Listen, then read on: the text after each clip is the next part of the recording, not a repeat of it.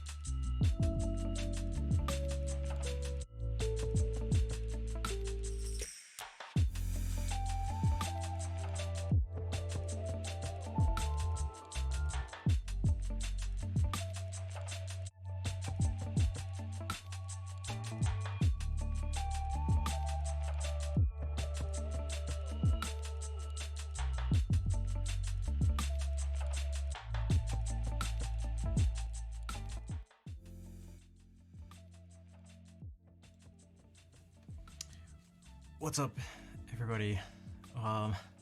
Captain, Tanya, Vol, Kazi, Cello. Why did I think I saw Awesomia? Hung in. Nice to see everybody. So, gonna play some music on Twitch. But I was listening to something that ASDF linked on Discord. His name there is Swooper? Swoop?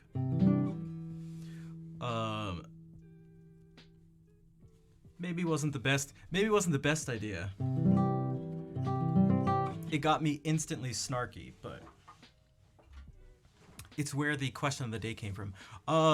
Pina Colada, what is up? Good evening. Thank you for the follow offline. I noticed, but what's up? And Leanie, what's up? Leanie Mayer, nice to see you again. I hope you were all doing well. I got a tune. So, sorry for your bad English. It's okay. Are you German?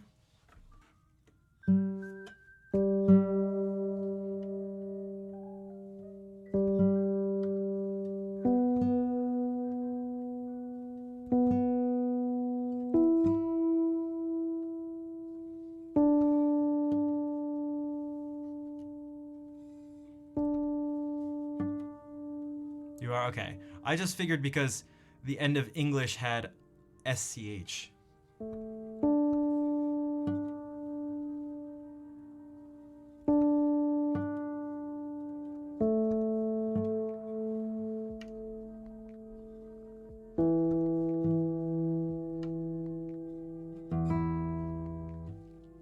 Bad English for tired people. He's just, yeah, well, Hungin's just French. He's got the best excuse.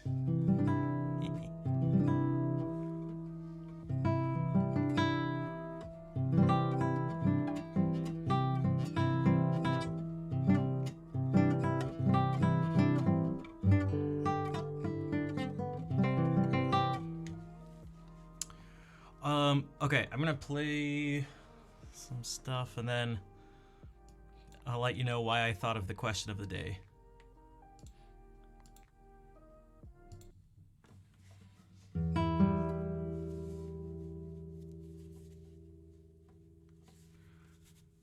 Or geography.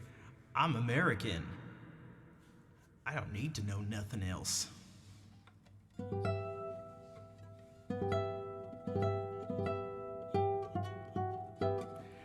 Always so torn because I feel like Americans get they have an unfair reputation, and I think there's a good reason for it partly, but then it's like, you know, it's not just people in other countries that look at, like, you know, Americans saying, or people from America, maybe I should say, people from America doing insane dumb stuff. You know, I sit there dumbfounded too. I see stuff on, like, social media, for example, and it's like, what's the... Well, not this with a microphone, because the new thing is holding up a stupid clip-on mic, which bothers me for some reason. That's right, I'm already bothered. They're not even 10 minutes into the stream. I'm bothered. I don't know, I hate...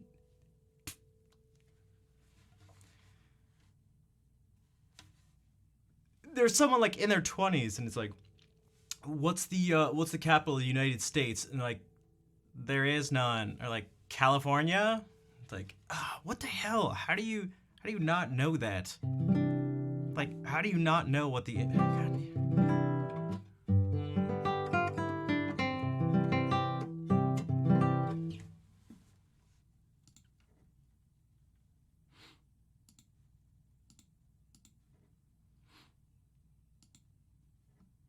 We've all seen that. It's just like, I don't understand how people go through life without learning some of these things.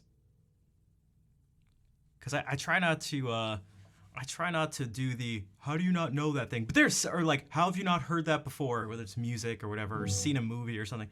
But I don't know. I feel like there's some things it's like, how do you dodge that? How do you dodge that? All right. Off to a good positive start.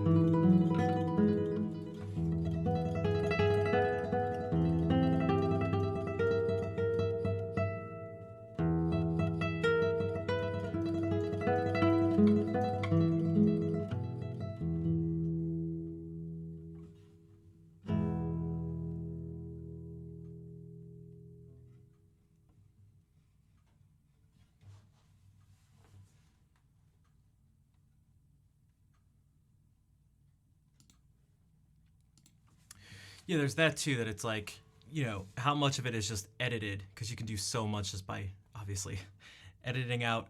You could have 100 people get the answer right, and then one person miss it, and just only show that. But although I think there are two examples where it has nothing to do with social media or anything, where I think those ideas do seem to be accurate, and I think for good reason. So like, one is in general, perhaps things revolving around speaking multiple languages, which would be like, especially if you're in the middle of the U.S. Like, well, if Europeans do know their geography so well and stuff, they'd be aware of the difference between the size of the country that is the United States, and the size of the countries in Europe. And so if there's like, for most people, there's just zero need. If you don't go out of your way, there's just zero need and zero exposure to any sort of like different languages. And so it would make sense that we do our things. It's like, oh, learn a bit of Spanish in middle school and high school or something like that. Or like, I took two French but it's like I took two French classes in high school. I did 3 years of Latin. It's like, oh great, what is that gonna do? And then the other one is just like the US's involvement, or it's like its significance in terms of just sort of culture in general. It's going to be it seems to be, for the most part, at the forefront of things. So, I hear a lot of people going like, well, they just grow up watching things made by, that's produced in the US. Shows, movies, music, now, content online.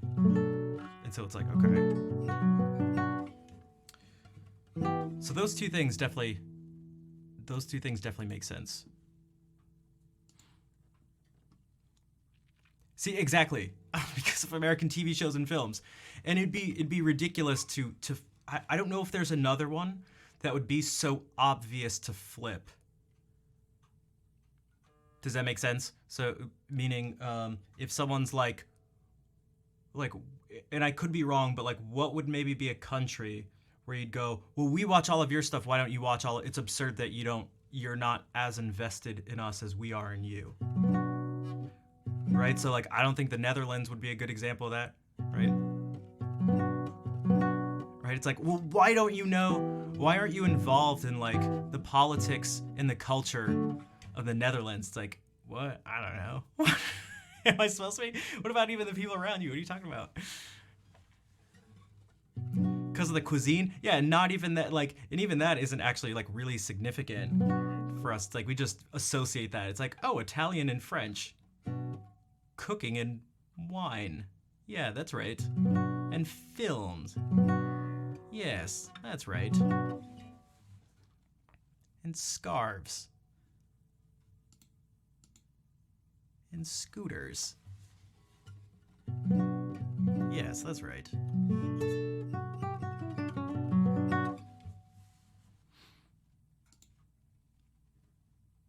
Scooters.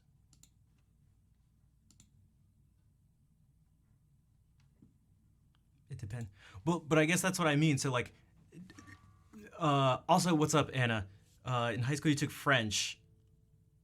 How much of that like stuck with you? Like, how effective? I feel like for like I don't know, 99% of people in the U.S. at least, what they studied in middle school and or high school didn't like the people who took those classes don't actually like speak those languages.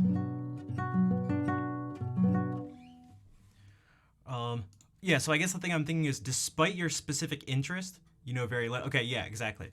Despite your specific interests, because I don't know, like how many, and I guess I wouldn't really be aware of these people, but like, um, again, if you flip it around and you go like, oh, you don't know anything about the United States in terms of even the most basic of like political things, like, oh, you don't know who the president is, or like you can't name a state or a city, you don't know any bit of English, you've never seen or listened to anything in English, and then the person goes, well, yeah, my interests don't line up with that. I feel like that's I don't know, how common is that? I feel like it wouldn't be all that common. Maybe in like an older generation or something, but I don't know. That's just my guess. But I have like a very specific filter through which I'm getting this information, so it could be skewed. But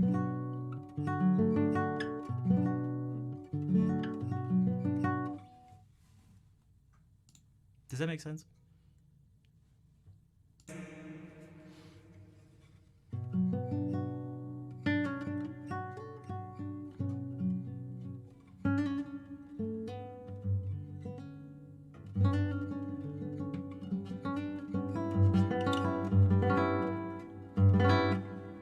You want to know some stuff about Japan? Yeah, if you're a weeb, got 'em, got 'em. Am I gonna get banned? Got 'em.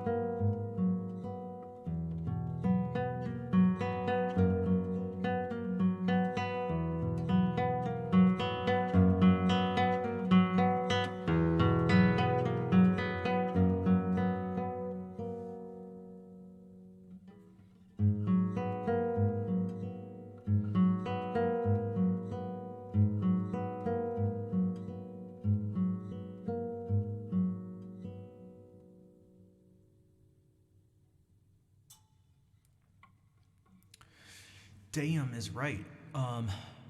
And I knew you'd been around for a while, but 4 years. I appreciate the support for so long.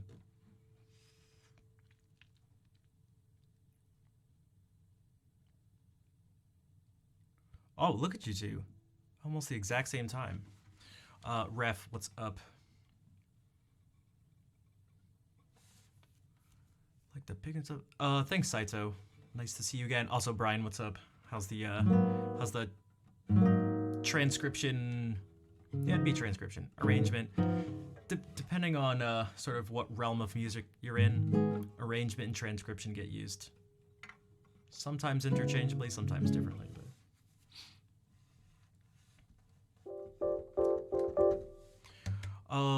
Also, thank you for the polite laugh for my weeb joke. I thought it was funny. You may have unfollowed. What? Oh, almost 4 years ago, and then you refollowed?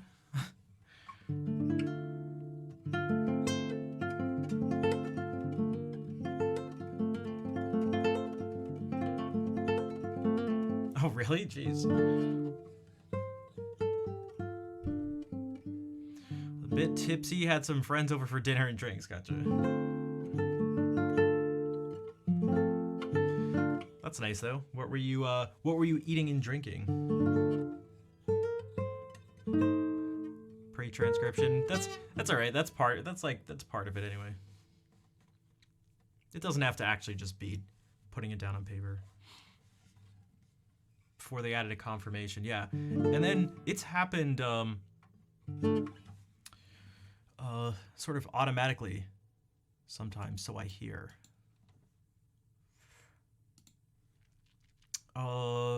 I swear I was gonna say something. Oh yeah, with the Japanese stuff. Yeah, I do feel like there are other cultures, at least from coming in from the U.S. the Americans' point of view. For us, we get to know some stuff about other places. It just seems to be on a whole other level of significant when it's flipped around the other way. Again, at least that's my perception of things from where I am. You got sidetracked with that. Hey, I guess as long as you're doing something, that's cool too. What was the thing you got sidetracked with? What's up, Henrik? To stay up to enjoy the stream. Hey, Georgia, what's up? How's it going? And speaking of subscriptions and stuff for a long time, damn. Nova, formerly Nova Hale. Remember those? Over 3 years, 37 months of sub support. Thank you, Nova. It's daytime and you're awake. Okay. Also, why do you just collapse straight after midnight? I don't know. We're gonna have to take a look at your eating and sleep habits, how much work you're doing, caffeine consumption. Oh, I haven't seen the Luck music in forever. Like forever. Yeah, what are your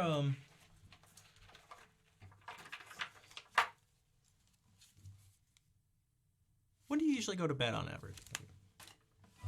I don't know. I get to the place where like I get tired and I should go to sleep at some point at like a reasonable time, maybe around midnight, but I feel like I get like a good type of tired just slightly too early.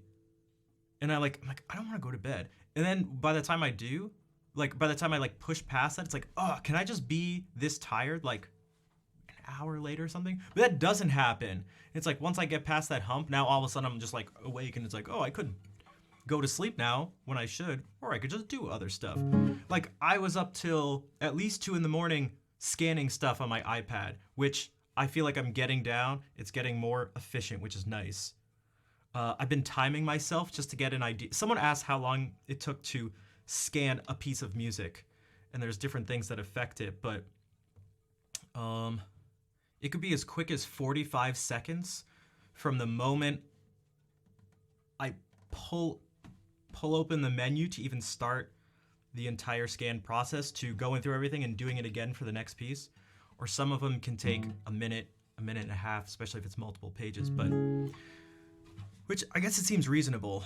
But I have about a quarter or maybe a third of the way through this folder scanned and digitized, and because I have to put in the names and the composer and stuff like that too. Vo, thank you for gifting us up to Georgia. Georgia's like, oh guys, you want to see some crazy stuff? So some people were followed for almost 4 years. I know for almost a fact that like there's some people from the pre-music days that I've followed. Georgia, do _followage or follow age. Scanning with an app. Henrik, I looked for a whole bunch of ones. The Starfight, even this is your party trick. Well, I thought it's crazy. It's crazy. Over 6 years.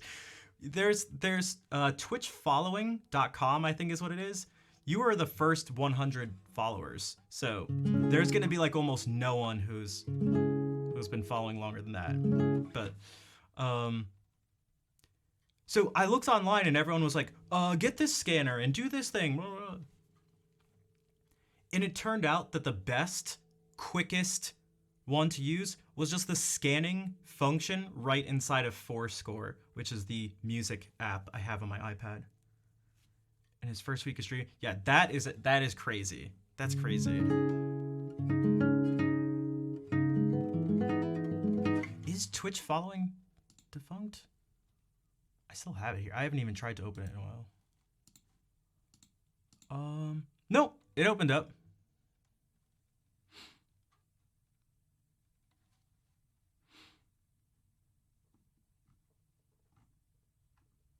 Yeah. Works pretty. Yeah, I saw all sorts of scan things. I tried them out, and this one was just like, I really couldn't. I don't know. I like can't really ask for any more from what. Like I can't ask for more besides what this does. I don't know. It just works.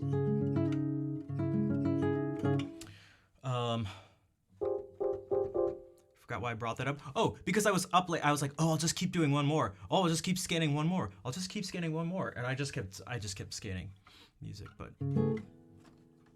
so once I finish the stuff that's in here, I think I'll actually start using it, because what I can do is you can make set lists. So I think I'll turn this.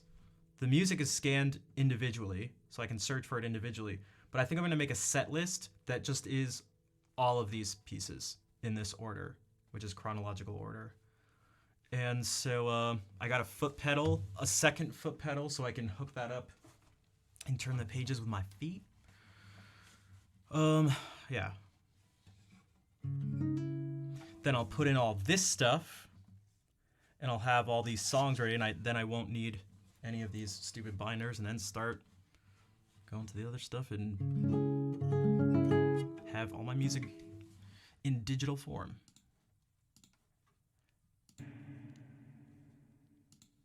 Which will be so nice going to school, because like I used to just like, the bag I carried was just the main thing was like, yeah, there was a laptop, but just so much music, and it would just be packed.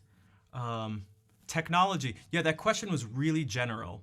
I was gonna make it more specific, but I wanted people to read it and not have their brains shut off when they saw it, because it did initially stem from the thing that Swoop or ASDF linked, which was about specifically the effects of TikTok on artists and stuff, which is not the way. Yeah, exactly. I'm a fan of looking at the paper too, but the benefits are just so outweigh just the smell and look of the paper. You were wrong. You followed the Luck Music about 11 mornings before you followed me. Right, Forest. Where's the band button? There we go. Ha ha ha.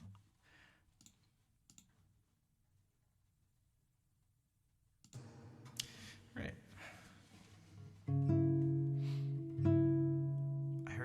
here like Ponce.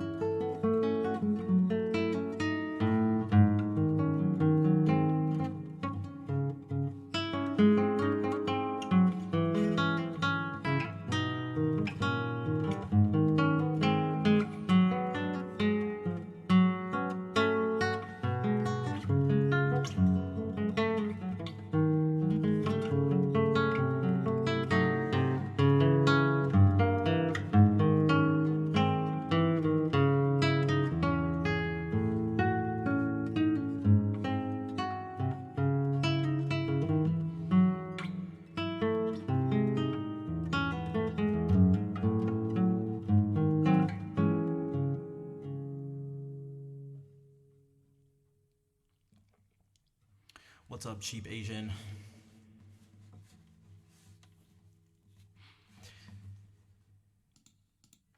Yeah, it's got to be from that list, and it costs a little bit. I'm trying to survive here. I'm trying to survive. Thanks, Georgia.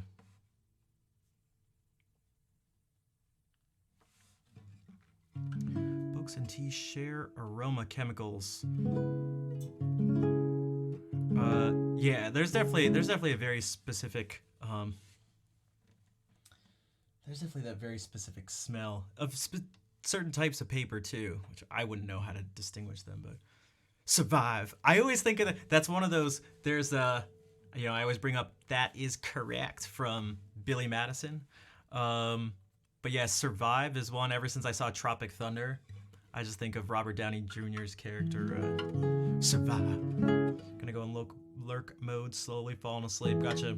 Thanks for hanging out and saying hey. And using that, oh my god, I haven't seen that emote used in so long. I used to use that all the time.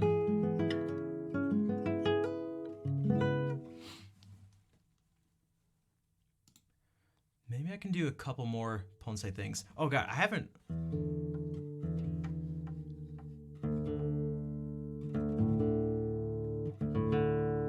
It wasn't on the list. I'm sorry. That's what I.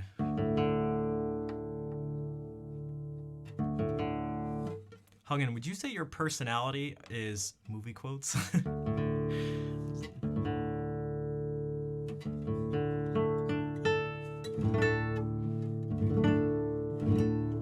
Guy whose personality is movie quotes. Sorry.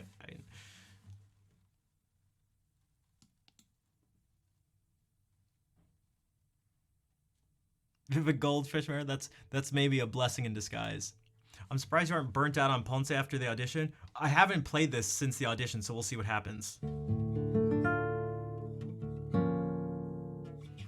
So we'll see what happens. So it's been almost a week. Let's see if I also have goldfish memory.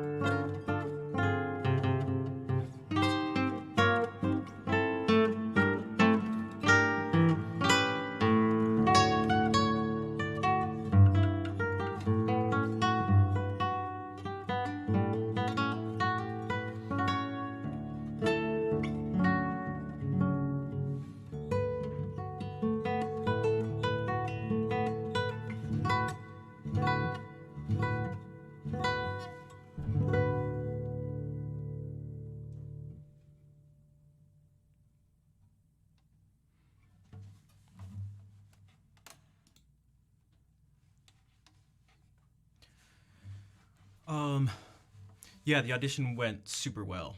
So,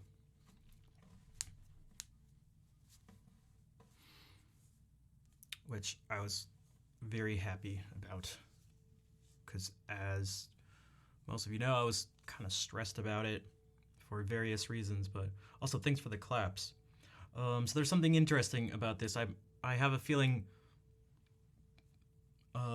If what I'm about to, if my like theory or my observations on this stuff are correct, I have a feeling Vol would maybe know more about it. Thanks, Tanya. Yeah, that's so. Part of I think what makes it that way is that when time goes on, in general, for me,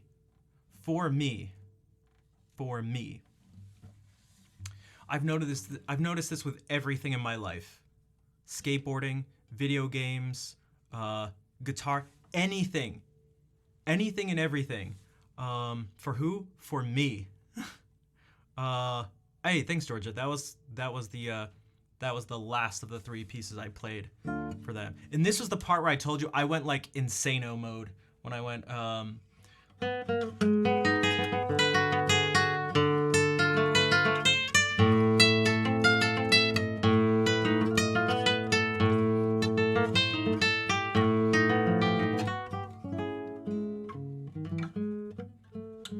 It's like a rare moment in guitar where I feel like things really get dark and intense, and in a different way than like the tuning's not right, but like that's like loud and pretty intense, but there's a different type of thing. This reminds me of, I don't know, something orchestral or something more suited for like the organ, where it's I don't know, something from a boss battle or something like that.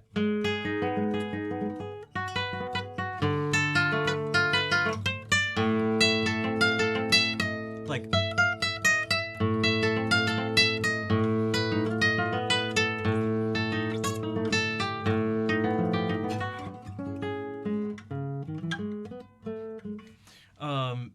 So the thing I'm thinking about when it comes to time goes on, do you get worse at something or do you get better or neither? My observations have been that that question isn't specific enough to actually give an answer to. And it's like, okay, it seems like muscle memory starts to go down. So as time goes on, muscle memory gets worse. But there's actually something that seems to strangely improve as time goes on. And I mean like long periods of time. So I don't think it's something as simple as like, well, yeah, your neurons, actually, learning actually takes place after the practice is done. And that is, okay, the things that are made, you make yourself consciously aware of, all those things seem to strengthen. If you put in enough, I don't know, it's like there's this threshold, and if you put in enough focused effort on them, then over time, those are the things that, I don't know, maybe it's like what your brain ends up defaulting to or something as you go to play the piece, maybe because the muscle memory is weaker. So what I mean by that is this part right here was really difficult.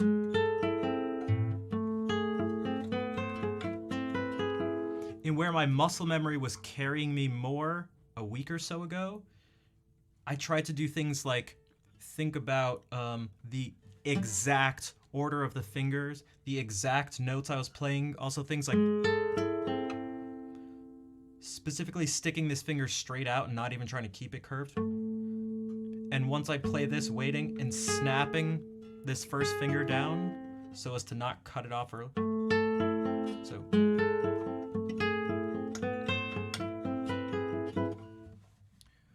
So those things seem to come up into my mind quicker and clearer than a week or so ago.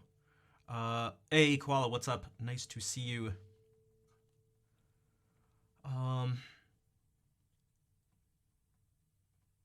There's things like this part.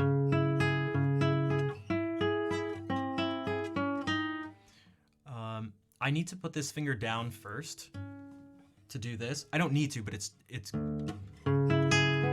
this string's not being used, so there's no reason not to put it down, aside from the fact that it takes extra sort of brain power. And then I can use it as a guide finger. And then I can put my second finger down because it won't change the sound and use that as a guide finger. I smell a Frenchie. Yeah, what's up, Dab?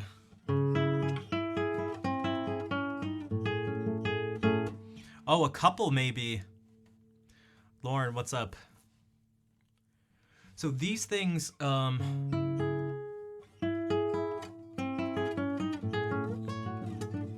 those things are seem to be more solidified, whereas the pure muscle memory seems to diminish. The example in skateboarding is, because this is a perfect skateboard. I went skating like a few months ago, towards the end of the summer. My muscle memory was just not there. But there were some things I was able to do better after years and years of not skating. And I felt like, so one of those things, and this distinction I think is important and gives some insight into what's happening in the brain. At least I think, for me. When you skateboard, there's the equivalent of doing things sort of lefty and righty, where you have a designated back foot and designated front foot, and they do two completely different things. So for me, I skate regular. My right foot goes in the back. It'll do something. If I'm doing a kickflip or something, I press down here, and the front foot flicks out. So there's two entirely different things there. So when you now do something switch or nollie, where the roles of the feet are reversed, and you're relying purely on muscle memory, well, it's gone. There is no muscle memory there if you haven't built it up. But so what I noticed after going years without skating is that when I stepped on the board and I tried to do this, my very first try, I looked at it, and instead of like relying on muscle memory, I sort of like pictured my feet doing the motions. And I kind of just like thought about now my left foot pressing down and having that roll, and my right foot doing this flick thing, and it was like the most perfect nollie flip. Just the first try, like sort of out of nowhere, and I was like, oh, that was really bizarre, and really kind of effortless or something.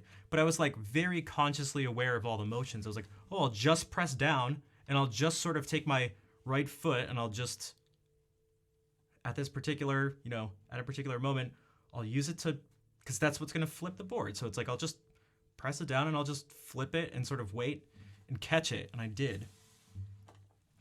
And so it's like that type of memory or learning or something like that seems to get either strengthened or it gets relied on more. So maybe it feels like it gets strengthened. Something like that. But if anyone followed any of that, I promise I promise there's at least something there for me.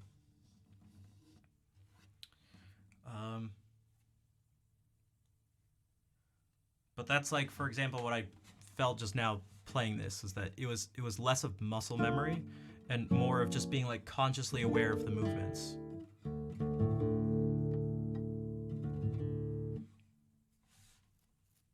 Which I think there's a particular reliability with that and a particular strength, although it seems like when the more speed is involved, like the faster the movements and stuff, the less you're able to rely on that, and that's where muscle memory starts to shine even more. But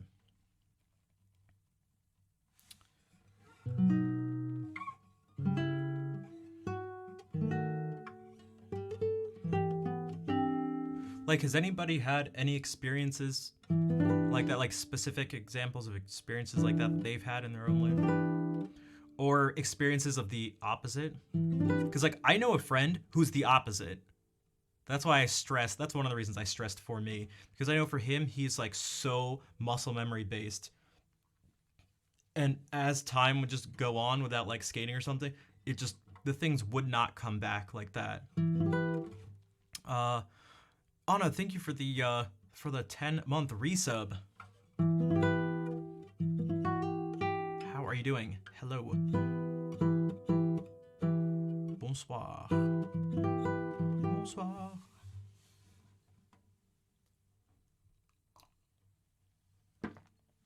So, plucking up by the neck. I mean, it's something no one does count, but you would kind of, you'd have to have a left-handed guitar because now the strings are actually flipped, and so you're not actually mirroring the actions anymore. It's a rotation as opposed to a horizontal. A flip along the vertical axis. You're now rotating it, but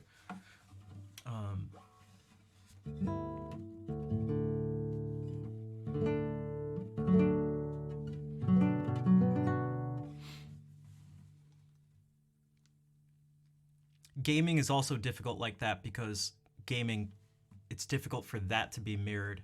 Although I guess you could switch to mouse with left hand, flip left and right click, and then, I don't know, use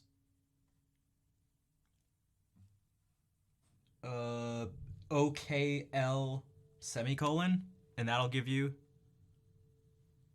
like a PC gaming equivalent.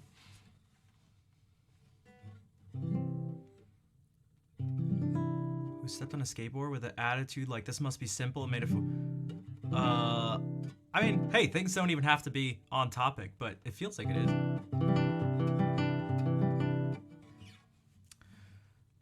Yo, Brox, what's up? How's it going? There were other instances of this. One was I was making fun of not making fun, but I was teasing a student who got a skateboard at the school, this like school sort of yard sale thing, but it happens at the school. And I was like, dude, Like, how can you not do something? It's like, that should be so easy. Don't you just like jump on the board and make it do stuff? And he's like, no, it's way harder. I was like, no, dude, you just like, it's like move your feet, right? I'm such a I am such a shithead. And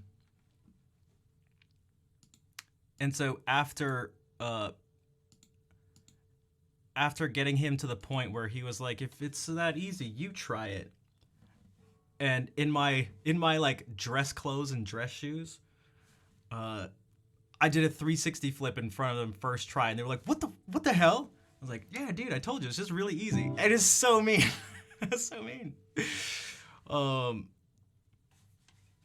And so like I did a few more things, and dude, I think I've told this story before. The headmaster of the school, and this was a nursery through high school thing. The head of the high school and the headmaster came out and told me I had to stop skateboarding. I was like, how old am I now? You can't tell me what to do. God, adults just don't understand.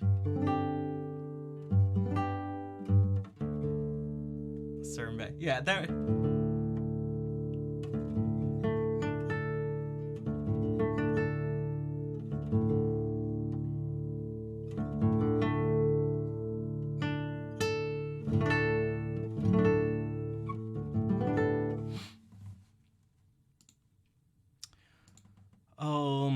All right, music.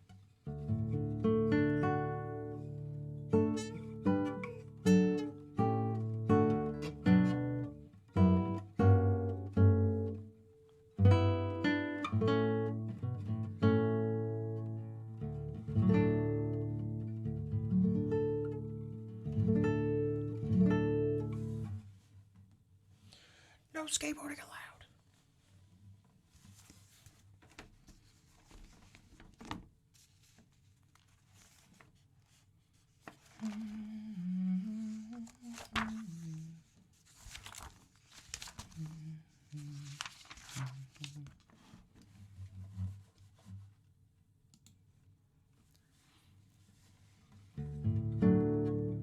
You're just some security guard, man. You're not a real cop.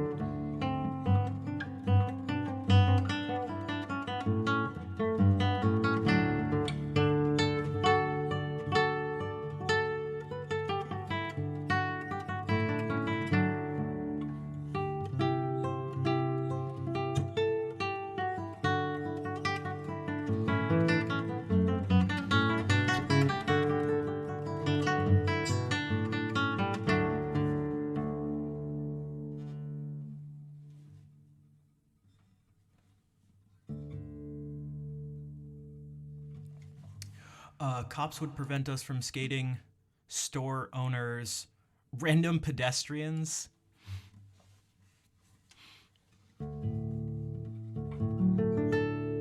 To varying levels of reasonableness. because there are people, especially getting older, the people who are like, please like stop skating around my store. If you get hurt, I'm liable for you and you can sue me. And we're like, we won't sue you. And we wouldn't. But it was like, that person doesn't know that. Like, it's like, you guys not do that here. But then, so there's from the very reasonable to the very unreasonable of, you know, I still remember this one guy who was driving in his car, pulled over on the side of the road. This was near the elementary school, kind of. Also, thanks for the claps. That was My Lady Hunstan's Alaman by John Dowland. Pulled over his car on the side of the road, got out to tell us how we're, I don't know, degenerate, no good brats who don't care about our town, and if we really cared, we'd, instead of skateboarding, we'd go around picking up the trash, all the trash that was around us. And he was like, I'm gonna drive around and do what I need to do. When I come back, you better have picked up all the trash around here. And this is not like our trash, and it wasn't even just like in this one area. It was like all around the entire school. It's like, dude, what are you even talking about? Like just random like stuff that had been littered like on the street. Like, I was like, what? The hell is wrong with you, dude? Then there were things like cops telling us we can't skate places, so you got to go somewhere else, to them taking our skateboards away and being like, if you want to get them back, you have to have your parents come to the police station and pick them up. And it was like, okay.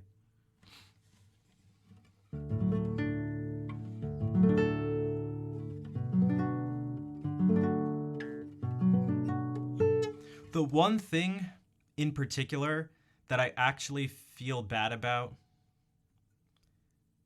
is we'd put wax on things so that your board can essentially slide along it. And very quickly it just turns black. It just looks terrible.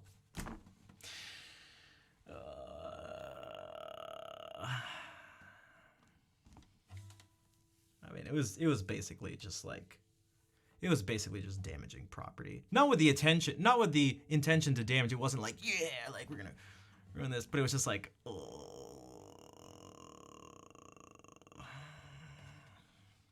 Sorry.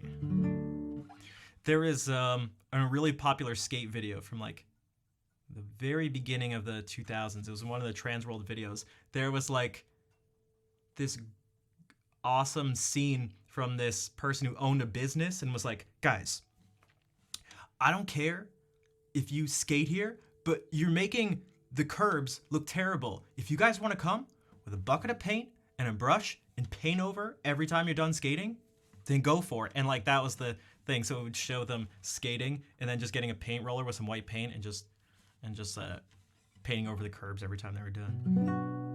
Yeah, it was like vandalism, but like unintentional, because I feel like vandalism comes with some sort of thought of like at least being like we're like purposely ruining this thing. But even then, if I had it, yeah, there's like some ill intent. But in an ideal world, for one, you wouldn't have to wax anything because it's a pain in the ass. And you just didn't want it, like, no one wanted it. It wasn't like we wanted the things to look bad. It was just, we just, like, had to.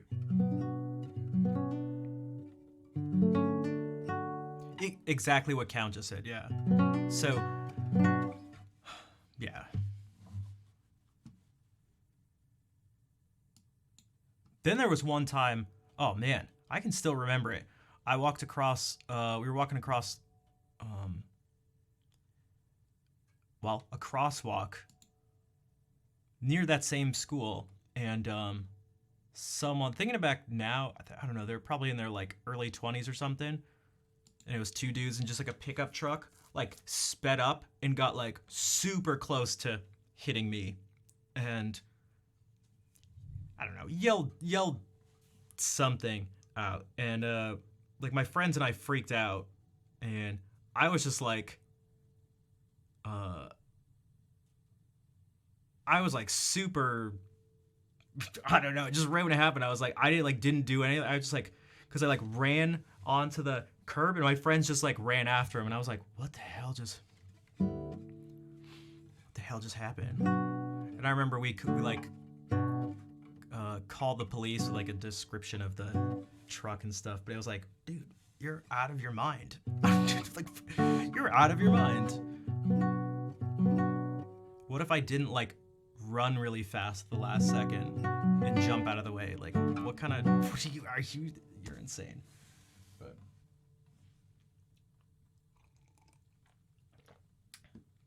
skateboarding in the late 90s, early 2000s, man.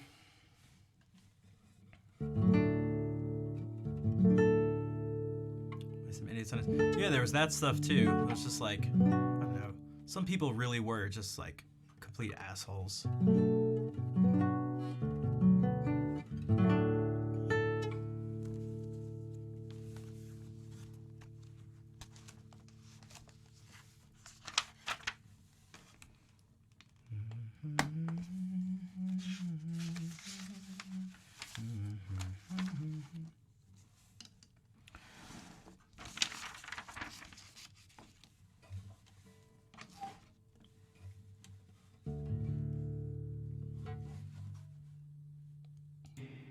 All right. Sleepers awake. Although, I think this can also function as awake people sleep. You were good at falling. Being good at falling is super important. I don't know if you're like serious about that part, but like, man, if you don't know how to fall, right, you're gonna get hurt. Like the likeliness of you getting hurt, especially serious injuries, just shoots up if you don't know what to do. Yo, Ned, what is up?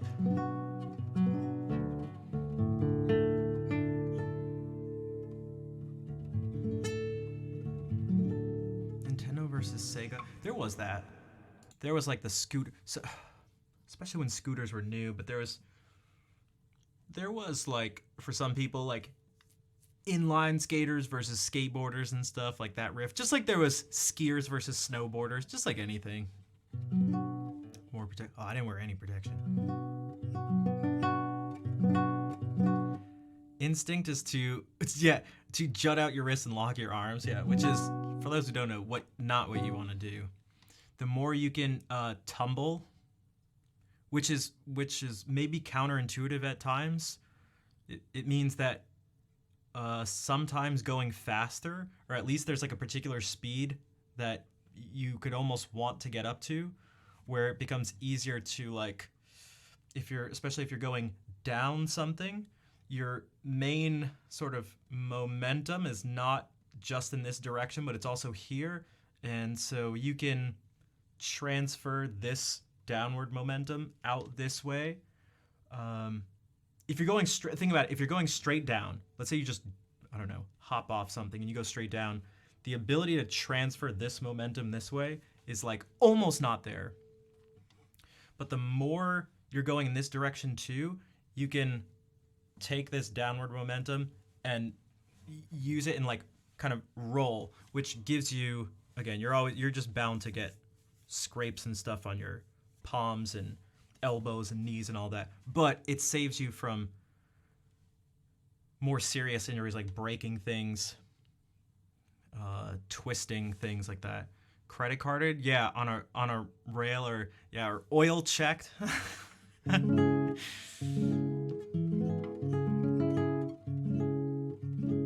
So there's a combination of the rolling thing and also being able to be aware that you don't have a chance of landing something, so you can you kick the board out of the way. But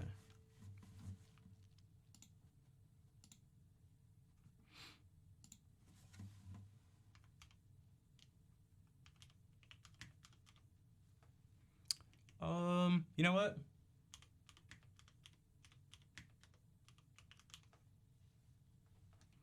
This is one of the famous, really big skate spots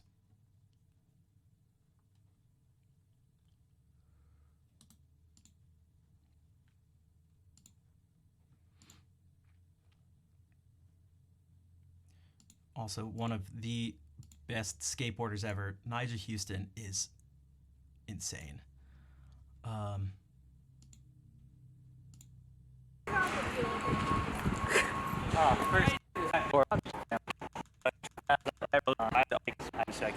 This was nicknamed El Toro. It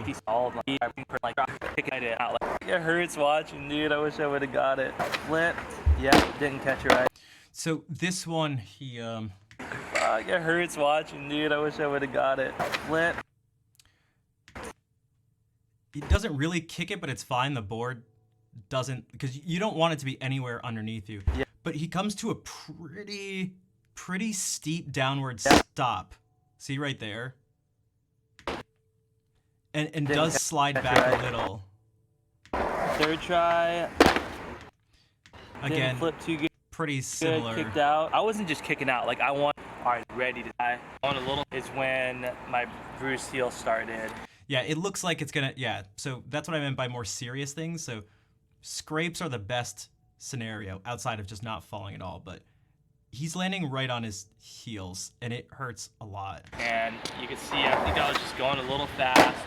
And compared to before that I had kicked out and I was actually fine. My feet didn't hurt yet. I remember like falling and being in the air and I was just leaning back a little too much. And on something this big, that's literally all it takes. Like if you land with your feet like flat in the right way and kind of use that like front part of your feet to absorb the impact, you'll be fine. See how he's even talking about, you think for a second that maybe he was talking about landing the trick, but no, he's talking about the technique around how he's going to properly fall. But as soon as you lean back too much and fall on your heel, like just bruise heel right away. Fifth try, stuck it again, landed kind of crazy.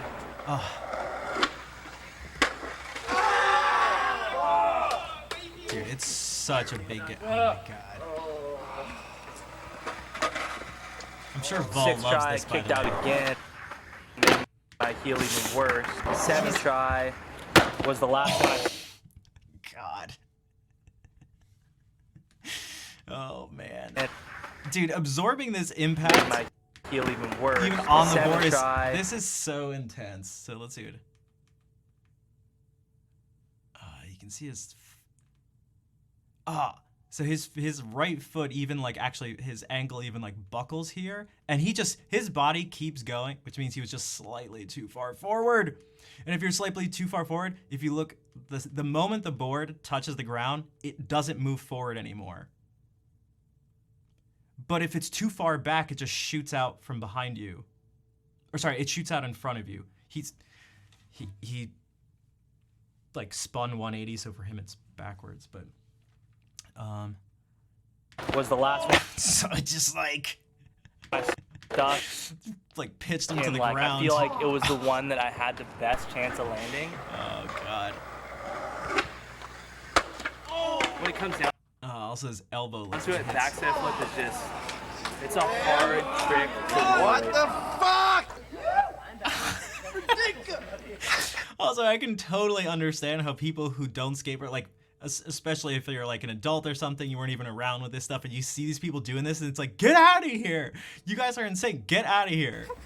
tried that one heel. I were just already way. My heels were so, and it just like rolled. And then I Okay, this is a good example of it already way really too going short. wrong. And then if you look closely, So the board doesn't finish rotating. So when he goes to catch it, it doesn't rotate. So he's got to kind of kick it out a little bit. It goes behind him, but oh, look how high it is.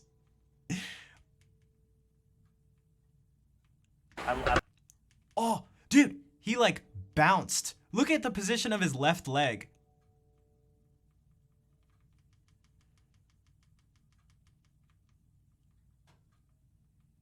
That like springing motion is from his leg not being in the right position at all. So that at full speed looks like this. Oh god. my board just, it went completely wrong from the start, and then I landed, and I feel like since my heels were so bruised already, Oh, this is really important. He's probably gonna say when you get an injury, you're likely your chance of getting injured even more goes up really high, and you may be like, yeah, because you're already injured, and it's like, no, injuring other things. Because then what you start to do is you start to rely on parts of your body that you're not, man, if you weren't supposed to land on your heels, like you're really not supposed to land on the sides of your feet and your ankles. So when you compensate for that, you compensate in ways that are not good. And then I landed, and I feel like since my heels were so bruised already, my legs just kind of gave out, and my like ankle just like buckled like this way, and it just. Yeah, because he probably wanted to avoid landing on his heel. So, where are you gonna land? Like what part of your foot are you then gonna land? I knew right away that it was pretty hurt, but I knew it wasn't like too bad. There was no chance of going back up after that. The right trim at the time, but I had the right it's probably long.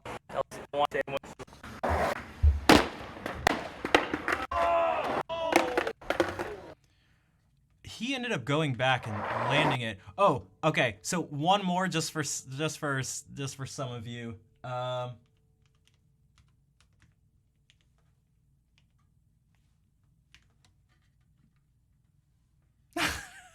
God. Oh. This is one of my favorite skaters ever. Dude, he's so insane, but.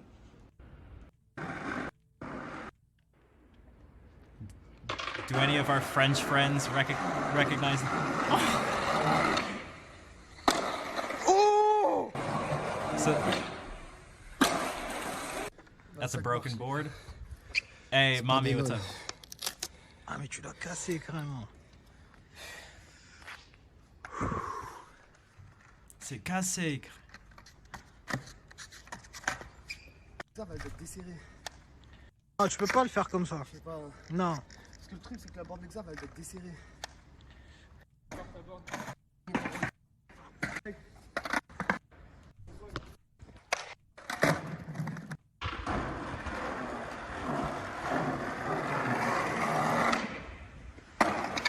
See, that's what I meant by if you lean too far back, which I feel like isn't as bad, as long as you don't get whipped back and hit your head or land too bad on your wrist. But if you notice, that was like not very much impact on his body.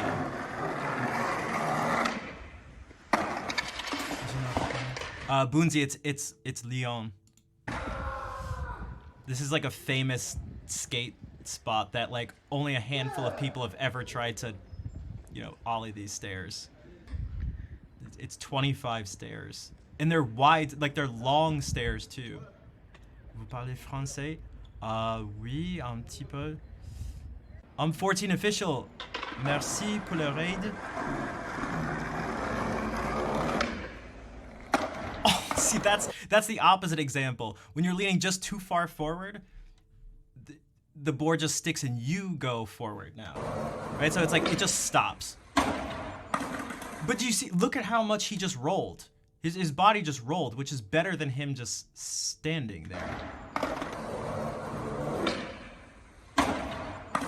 The impact just sends him forward and the momentum gets turned into forward / rotational motion. Lyon, yeah, not Paris. Yeah, and you kind of like dip your shoulder in and you just do like a little somersault. Oh, that one, he was dipped so far forward there. But see, look at this. It's good. Like, okay.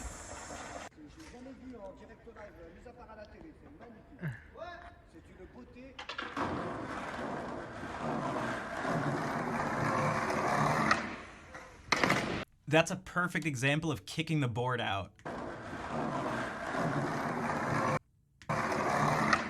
So he recognizes it's not gonna work, so look at him actually consciously use both feet to kick the board forward.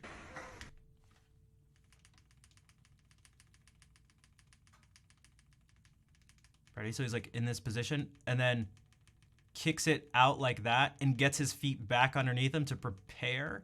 But oh God, how much can you prepare? Dips in and puts...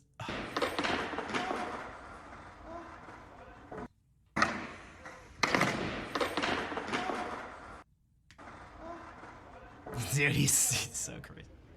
It's also wild because he's like a super technical skater, so usually it can be separate. This was one of the original people who tried it. This dude's nuts. Listen to the sound. Even.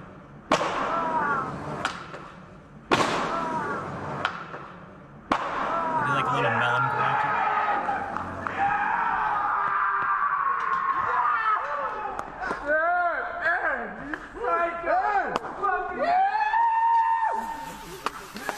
This dude, his body is so messed up. They, like doing these crazy things is like his sort of specialty. But I'm pretty sure Aurelian lands it.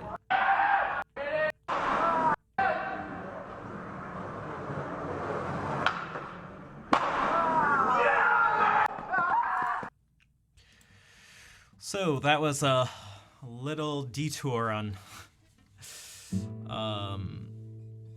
skateboarding, and specifically how to fall, the physics of falling.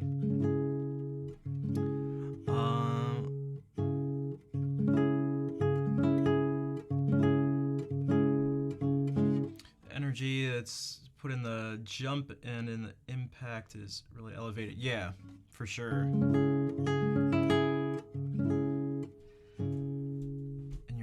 Helmer split. Wait, what's your Helmer? Doing 10 stairs? I've never gone down 10 stairs. I think the biggest I've ever done is 8 at this high school sort of near us, but I also hurt myself in terms of bruises. I didn't bruise my heel really bad, but in one in particular, I bailed out and landed too much on my toes, and I bruised my foot, and like I couldn't walk really for like a couple months. Well, that's the thing. 3 stairs with no board is almost worse. That's where like that whole your horizontal speed is really important. Even the boards could snap. If you noticed in one of the first ones we saw, Aurelian lands almost okay, and the board like fractures at one point. What's up, Reese Jew? I'm good. Just talking about I know some skating stuff, but God, I'm so glad I don't get hurt on a daily basis. It was like almost 10 years of quite literally almost every single day of my life for like 10 years. There were at least minor injuries. It's just every day just getting hurt. At least superficial injuries of just I mean at least your palms and knees and shins. Done like focus the board, yeah. So just so like when the board snaps through the middle, unless you mean on purpose too, which yes I have. If the board really is like done and basically broken, you can snap it in the middle.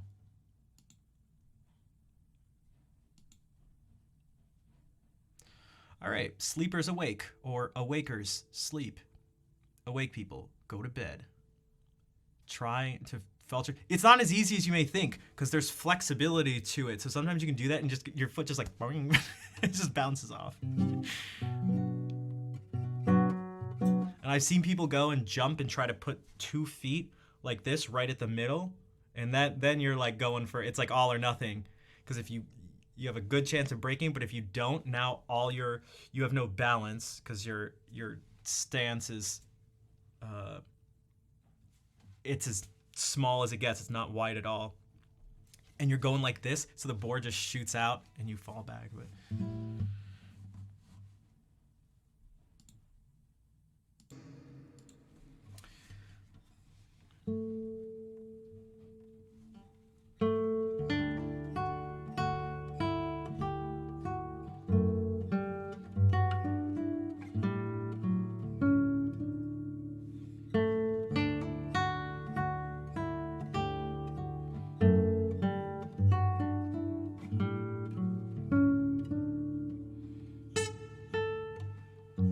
see, I tried to not be so exact. Man, I do not want to have to land on the top of my pinky to play this. I hate my fingers. I hope I hope we can spend a good amount of time with this stuff starting in the fall. Let me try.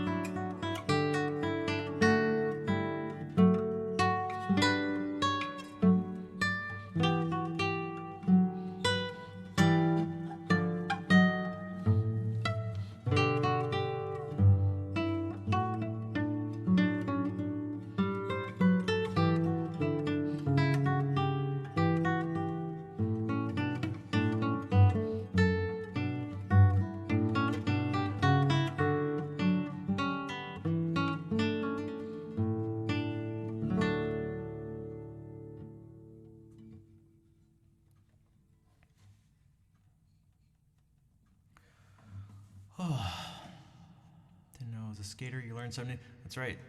There's a lot of stuff about me that people probably don't know. That was one of the biggest, most important parts of my life, and I think very formative in lots of different ways. Hey, Lemur, what's up?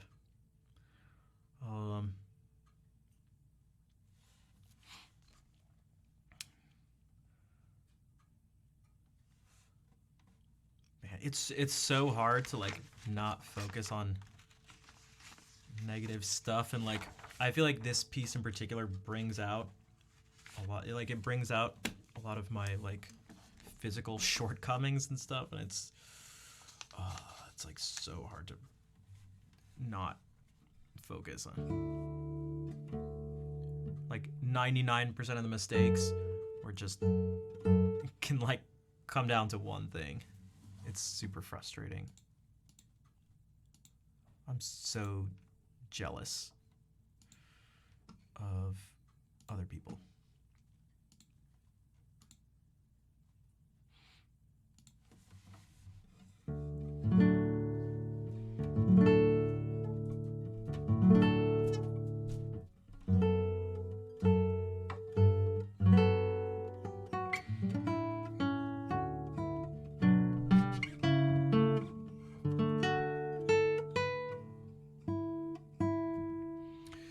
Ay, ay, ay.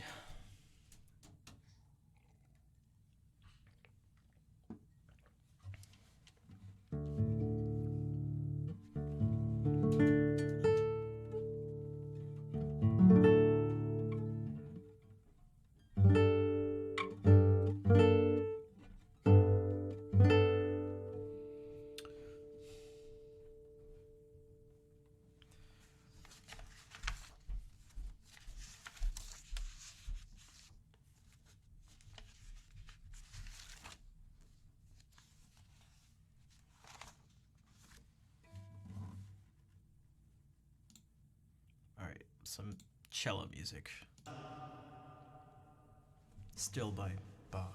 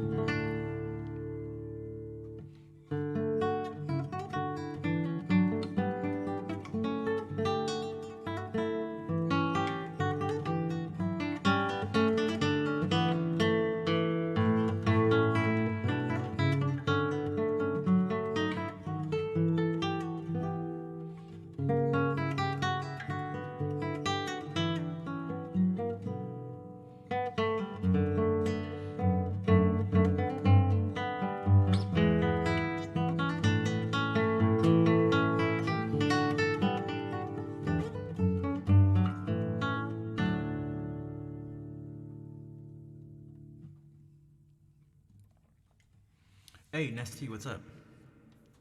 Yeah, I'm not sure. I can hear the wood. I'm not sure I understand.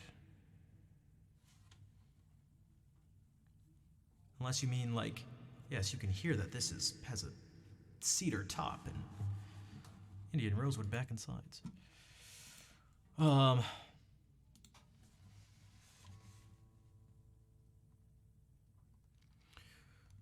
Also, Nesty, what's that in reference to? In kinda, a lot. What? Also, thanks for the claps.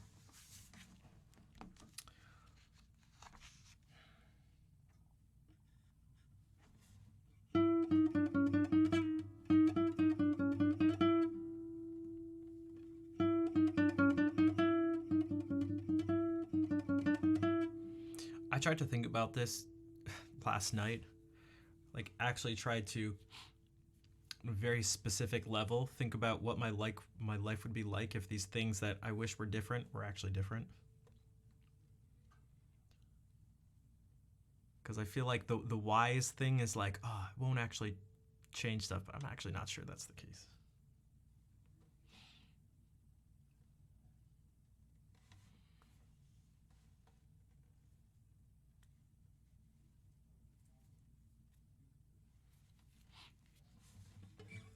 I watched the video of myself playing, and I actually started like panicking a bit. Like I got like a wave of heat and like over my body, and I was like, just looking at my hands. I was like, dude, it looks terrible. I don't know what to do. Oh, even thinking about it now, I'm actually like kind of panicking a bit.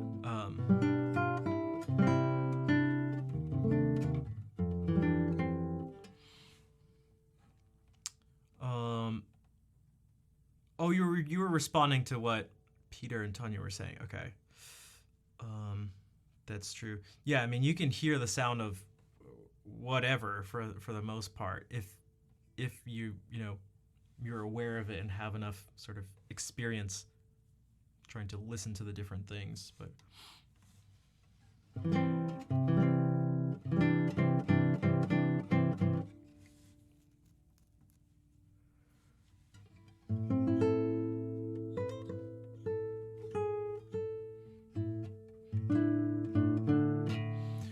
Koala, good night. Thanks for hanging out. We will see you later, perhaps on Sunday.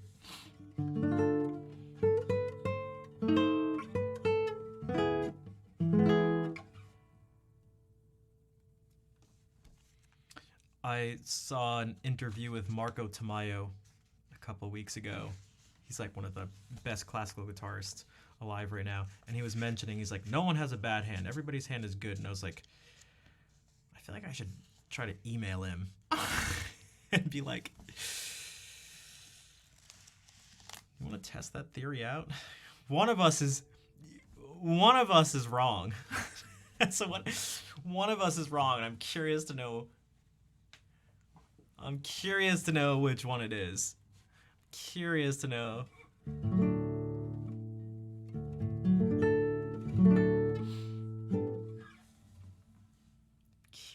I'm curious.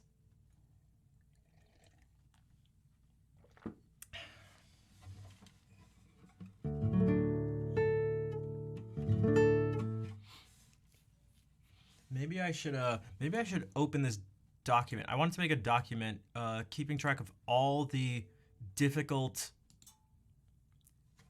micro situations while playing.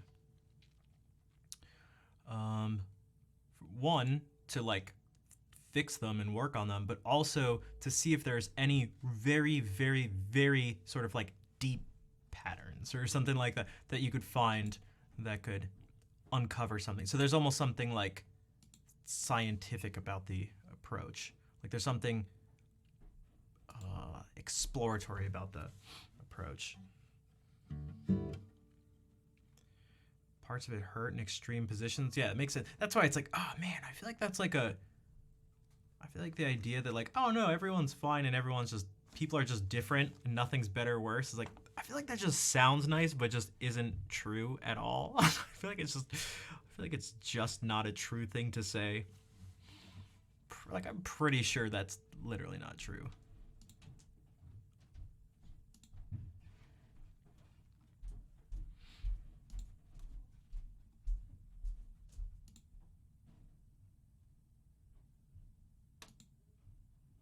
So, like, what were some of the ones here? Sleepers. God, this thing is... I don't even know where to start. Actually, that's going to be too... I don't feel like doing that right now. I'm going to get overwhelmed.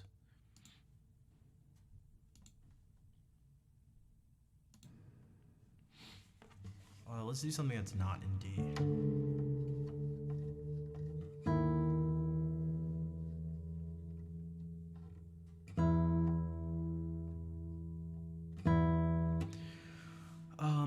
I wish it was that simple, Nesty, but there's like structural. Couldn't possibly be true from an anatomical variation point. That's what I mean. like it's like, Marco, I know you're like amazing and stuff, but like there's no way that statement is true. There's no way. There's no possible way that is a there's no way. There's just no way.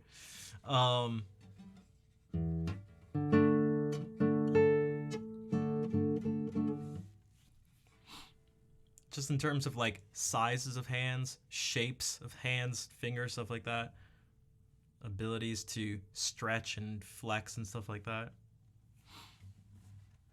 There's just no way. Now, whether it's helpful or not, or useful to focus on those differences and the degree to which you focus on them, I feel like that's a different discussion, but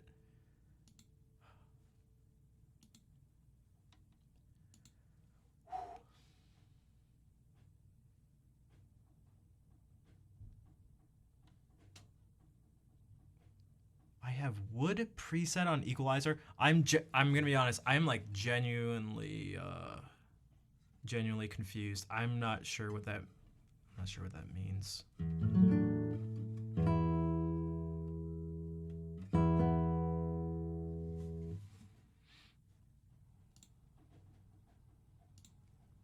I don't know if anyone else here maybe has a guess at what Peter is getting at.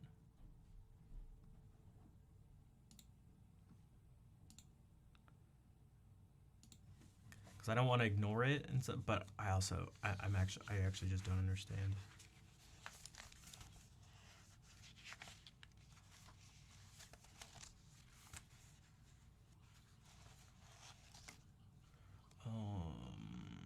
God, there's so much that could be played. There's so much. All right, we're doing this. I just opened up to it.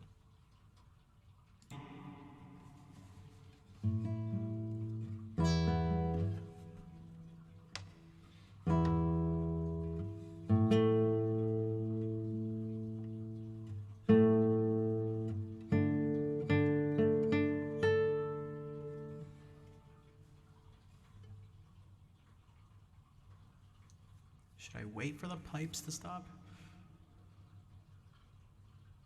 Wood instrument. That's maybe kind of what I'm guessing, but I've never heard of a wood preset something like that. I'm very confused.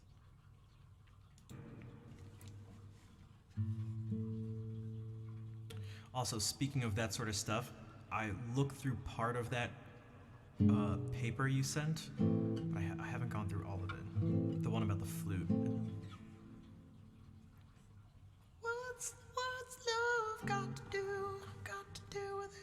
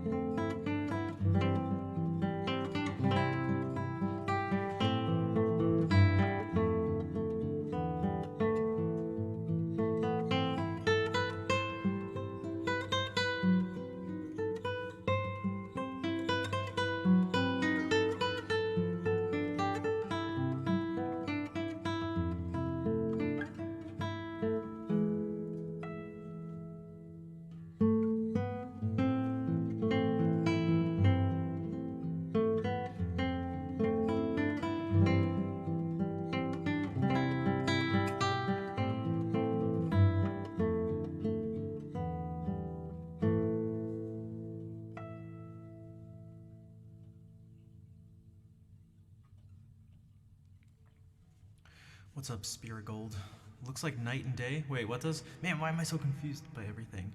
The outcome sounds like wood. I think I'm still confused. This is so, and this is maybe partly why, because what I'm about to say, I feel like could come across as offensive, but I mean this quite literally, or this is like a genuine question or clarification. This is an acoustic guitar.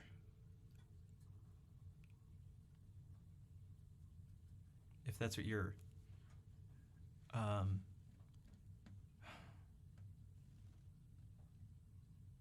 hey Jade, how's it going?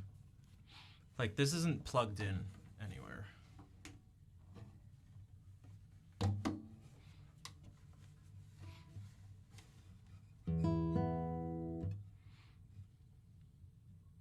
Also, Lily, I never said, hey, I don't think you came in right as I was starting.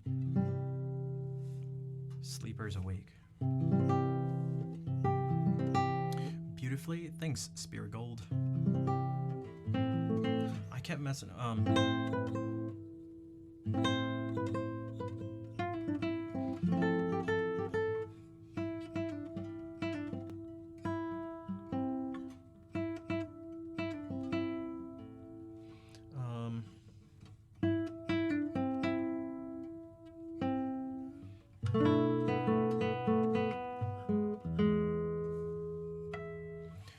Your guitar is too narrow for it to attach. Oh.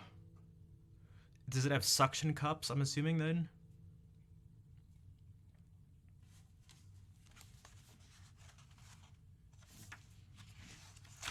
I'm about to sneeze.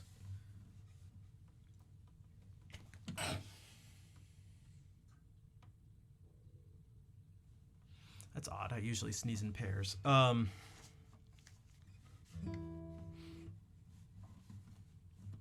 little clamp.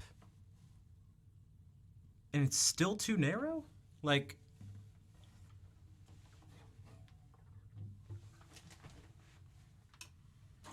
is it like this? Because this is a clamp and you screw it to tighten it.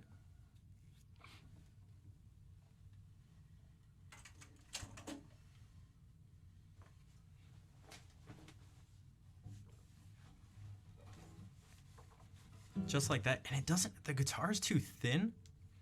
Interesting.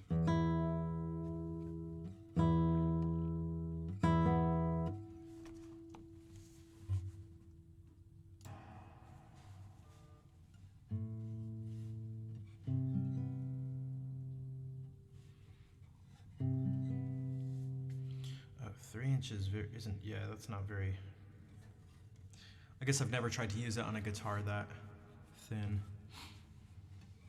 I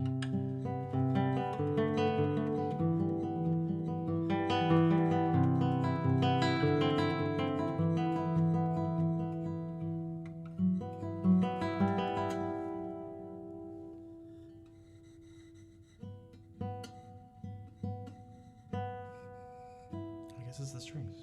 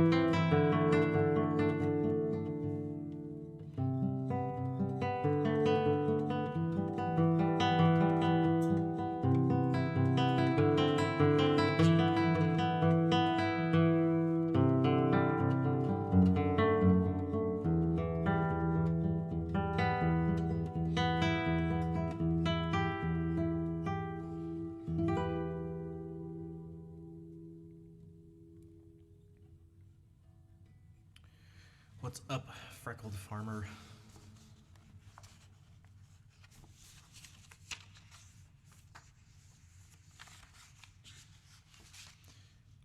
Nesty, thank you for the $20 donation. For your continuous good job on doing good music. Everything Zelda or Final Fantasy will be appreciated. I never heard it while playing guitar. It's difficult to do stuff on guitar. It's so difficult. Bonus points for One Winged Angel. That's borderline impossible. It's a bit on the fly. Okay, I got some ideas. Hey, Chocomint, what's up?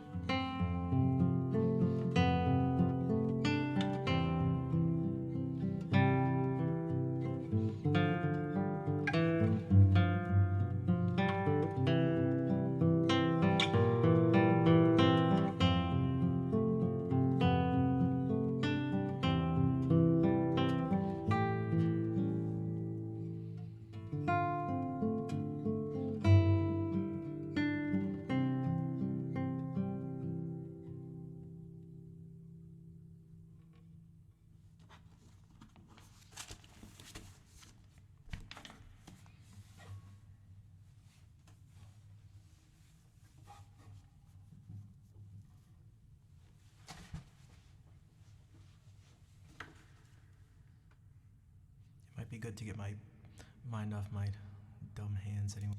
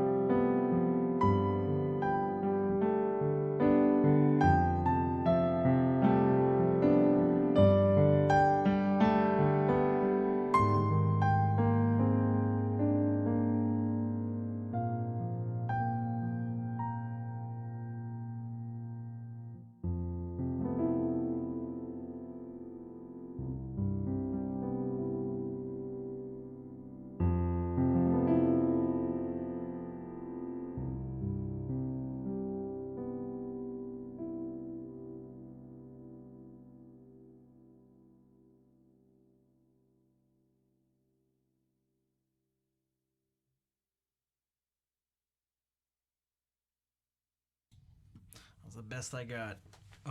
Wet Ninja, what's up?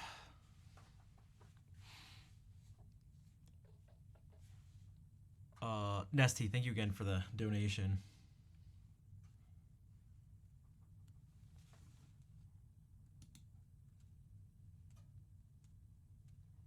The last one's the title theme from Ocarina of Time. I totally forgot. I mean, I totally forgot a bunch of this. I'm trying to do them. Like, I don't like practice these, so I try to do them off the top of my head. And so I forgot the Final Fantasy main theme. I was like, man, what happens after this thing?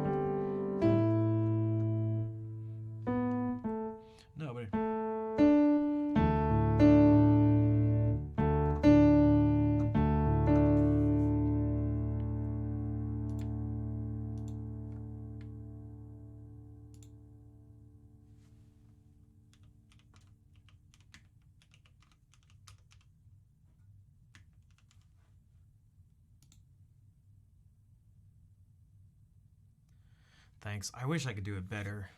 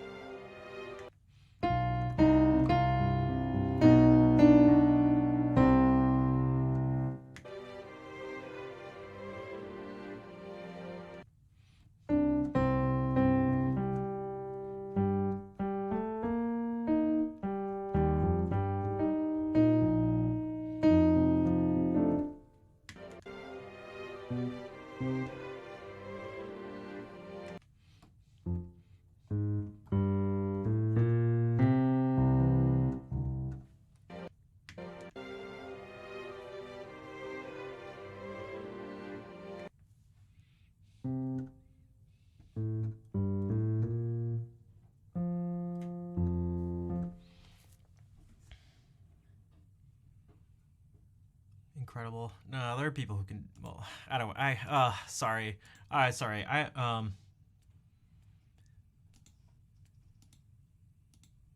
feel like I'm focusing on everything I'm not insecure about, but everything I don't know, don't like about myself right now.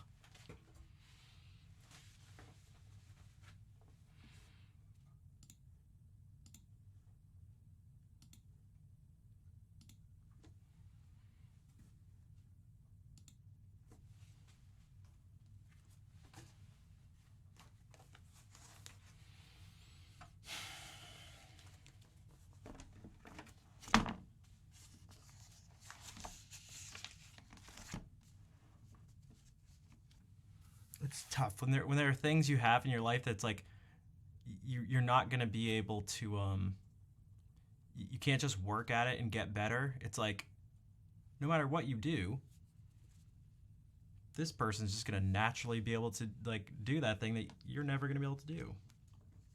No matter how hard you try, it's like, oh, that's super discouraging. I've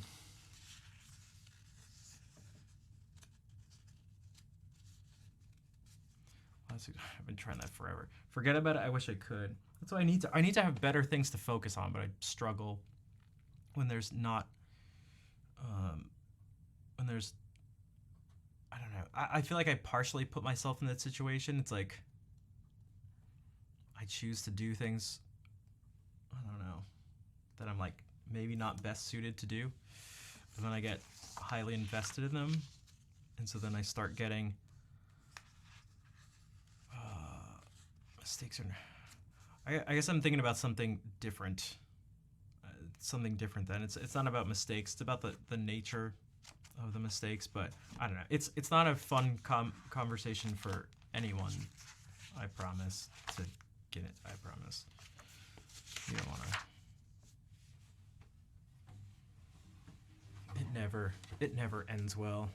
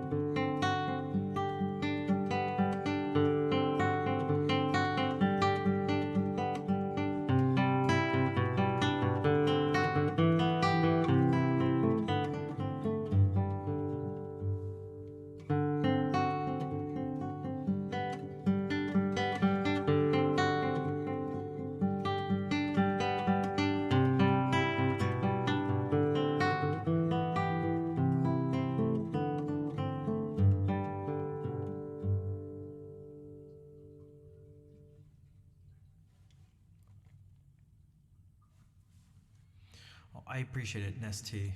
It's almost more for other people's benefit that I don't talk about this stuff, because it kind of actually helps me out, but it's just a whole lot of negativity, and I understand that it can be hard for people to, like, people just don't want to hear it. Also, we kind of talked about this with improvising, actually, on Volstream.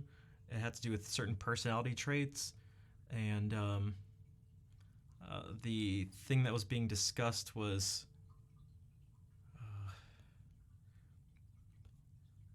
it was about, like, you know, self-centeredness versus not self-centeredness, and I tried to, the sort of distinction I tried to make was that, like, I tend to have a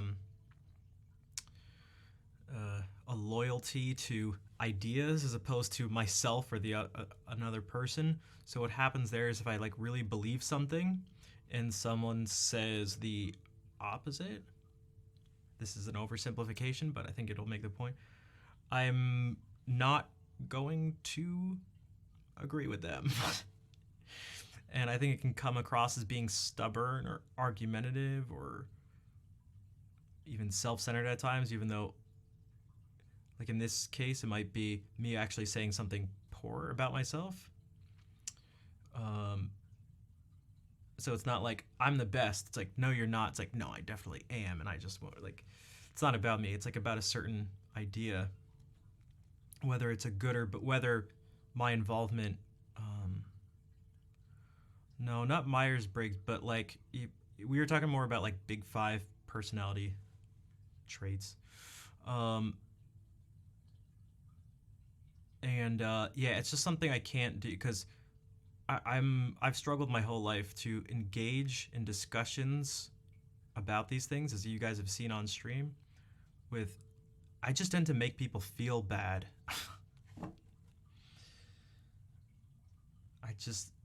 It ends with people feeling worse than when it started, and then that makes me feel worse in turn. So it's just like,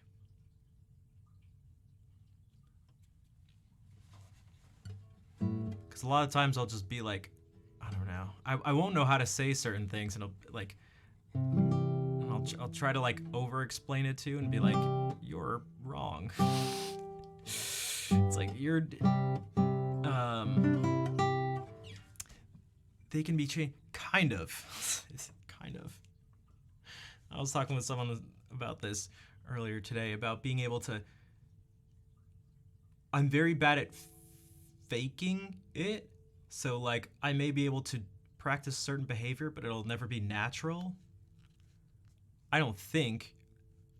And it'll involve me like just being like looking and like maybe reading something or hearing someone say something that I just deeply like don't agree with.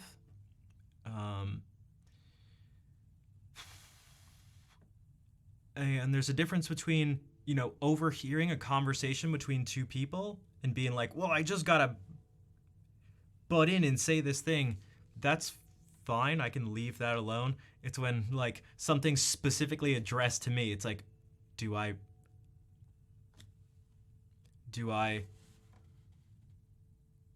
respond honestly and truthfully, which is if I disagree with the person, well, I disagree, and that tends to make people feel bad. It just does. I wish I didn't. 2, I agree with them, and in doing that, that's where I said I'm very bad at faking it. So it's like, yeah, in my face and my posture and body language and tone and everything will show that. Or 3, just ignore the person. But all 3 of those options leave the person not feeling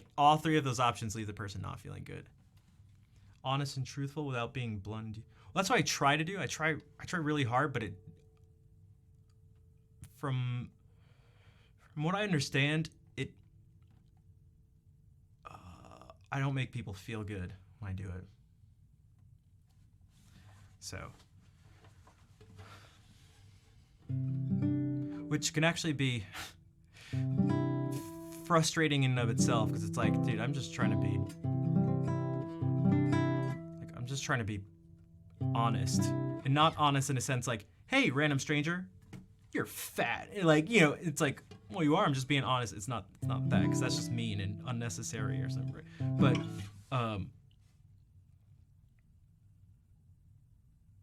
it oftentimes comes in the form of people trying to make me feel better about things, and I just don't agree. And so it's extra bad because they're trying to be nice, and I'm like not letting them be nice, but I don't know how to let them be nice because I didn't. One of the examples from earlier, it's like everyone's hands are like fine and stuff. It's like, Marco, like that's not true. Like, please don't say that. No, it's fine. Everything's just fine. It's like everything is not fine. Please stop. Like.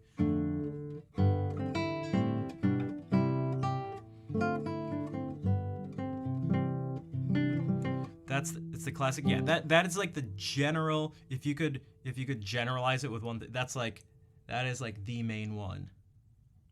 I bring up something. My honest feeling about something is that of it's a not.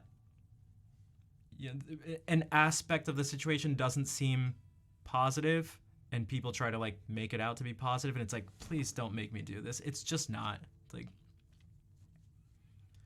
I got my arm chopped off and something. No, it's fine. You can find way. People are really, you know, people are really good at finding ways around things. Like, are they?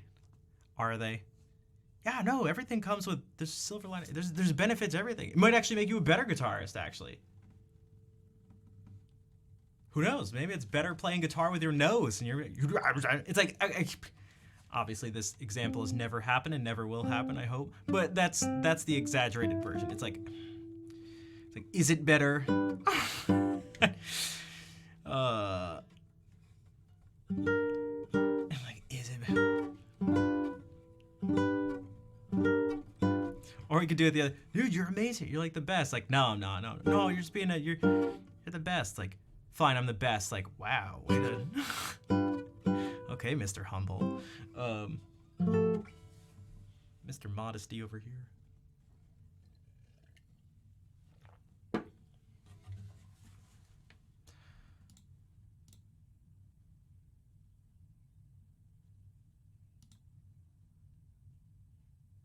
Oh, I just got a notification from Twitch. We're experimenting with a new Raider chat highlight. Cool. From 2 months ago.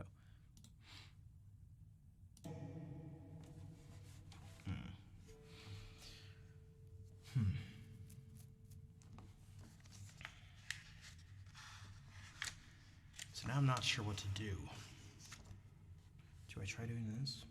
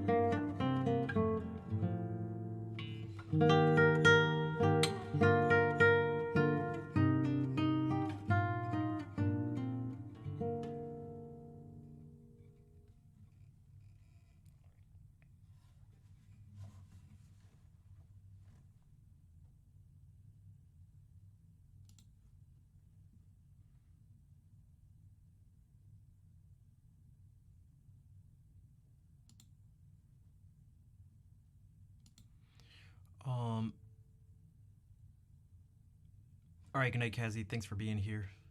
Yeah, I was just doing the. I often try to pick.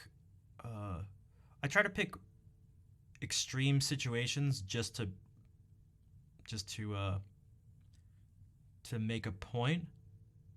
It's almost like there's no. I feel like there's almost no point in not picking.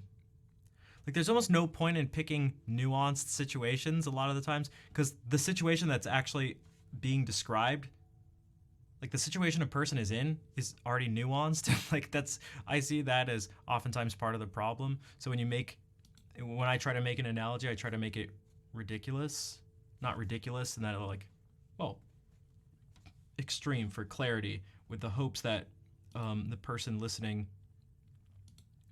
understands that there's a very particular comparison being made, and that comparison is being made and being done in this way to serve a very specific function. Like, I don't know about you guys, but hey, Fair, what's up?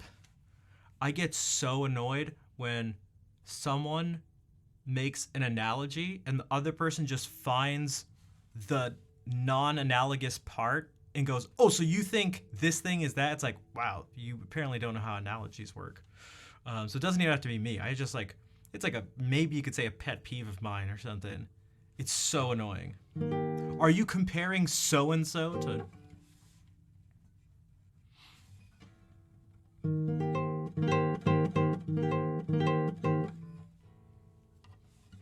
It's super frustrating. I feel like I shouldn't play guitar. I am obsessing over my hands right. I am just like staring at my fingers in like disgust. So I should probably not do that.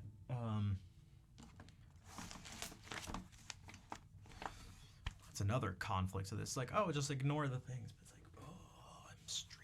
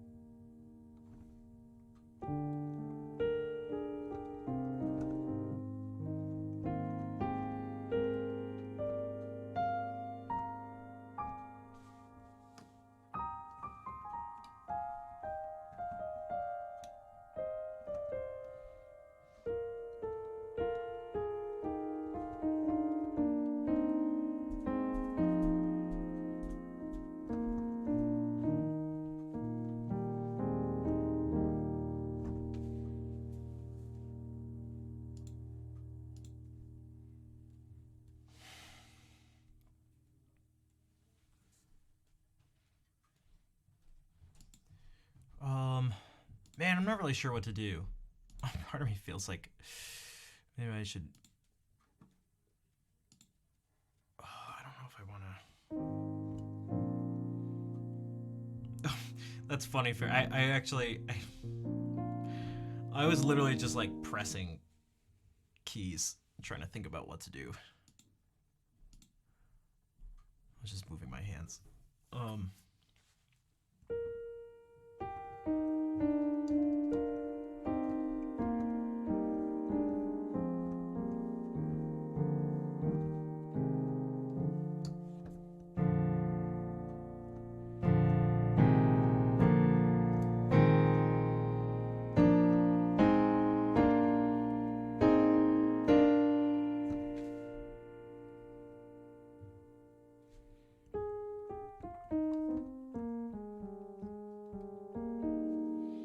Thanks.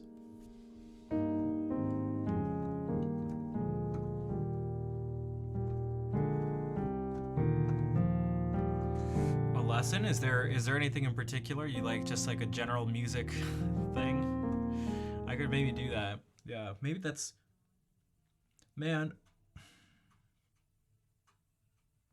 I have so many thoughts in my head.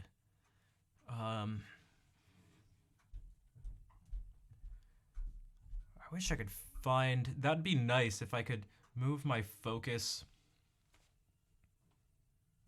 away from my weaknesses and to my strengths, but it's really difficult. Maybe we can do... Would I like a lobotomy? Sometimes. Sometimes that doesn't sound so bad.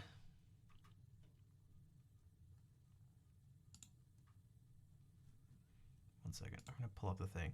So, I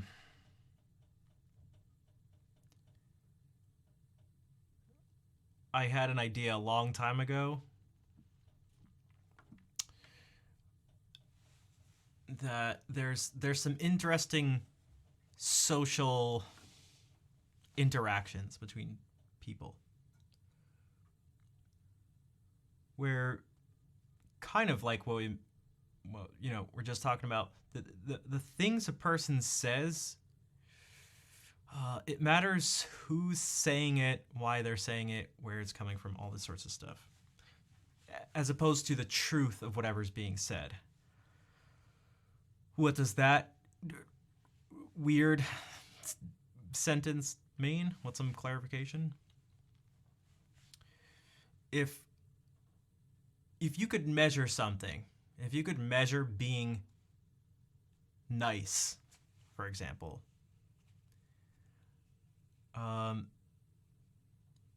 and you could state objectively, like, let's say, just for example, I'm like measurably, objectively, just like a really nice, I'm just like a really great person. Okay, and you can measure that. If I'm, now there's three of us. There's me, a friend who knows me, and someone new. And I'm talking to the person who's new, and I go, I'm really great. I am. I'm funny, and I'm smart. I'm like really smart. I'm actually one of the smartest people you'll ever meet, and one of the nicest people you'll ever meet. I'm one of the funniest people you'll ever meet. And they're like, I hate this person right now. This person sucks. I want to kick them in the shins.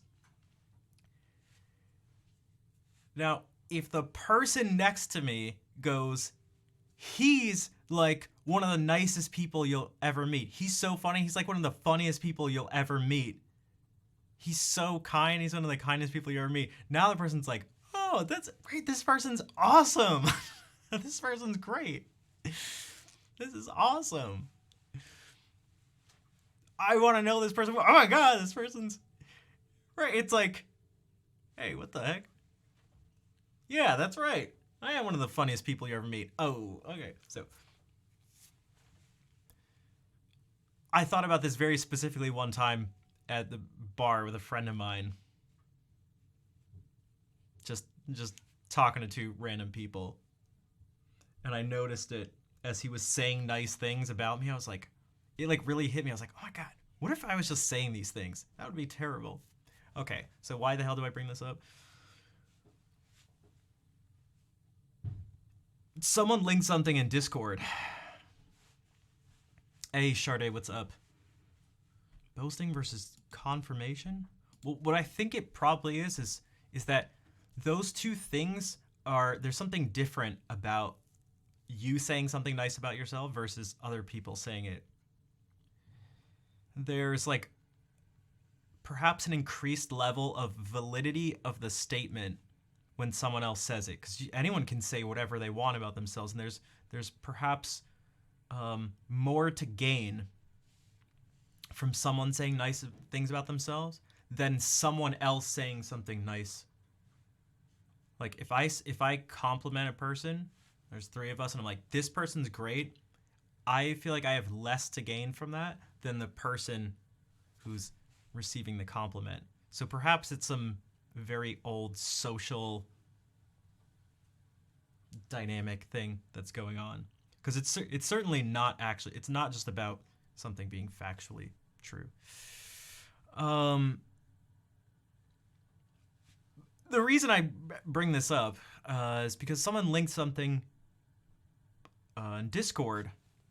It's why I had the question of the day as the question of the day. And what the person linked was these two people talking about the impact of TikTok on artists and art. Because you don't have friends to say for you. See what happens when you're stuck in that situation.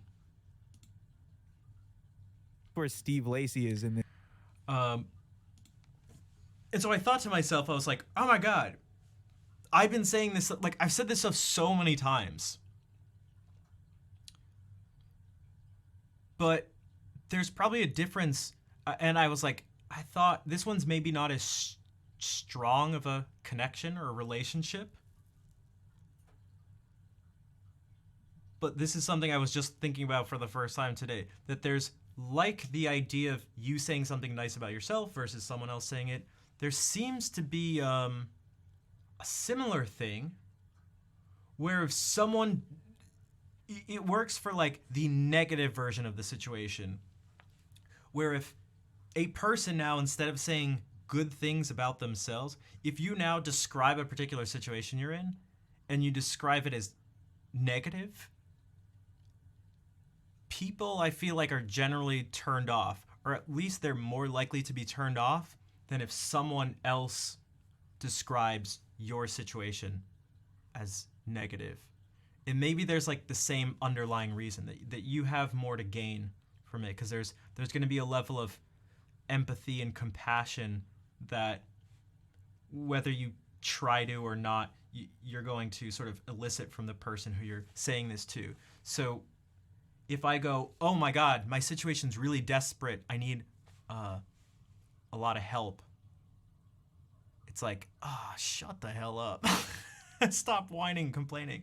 But if someone's like, oh my God, this person's so, you guys need to help this person. They're like, this person is not in a good situation.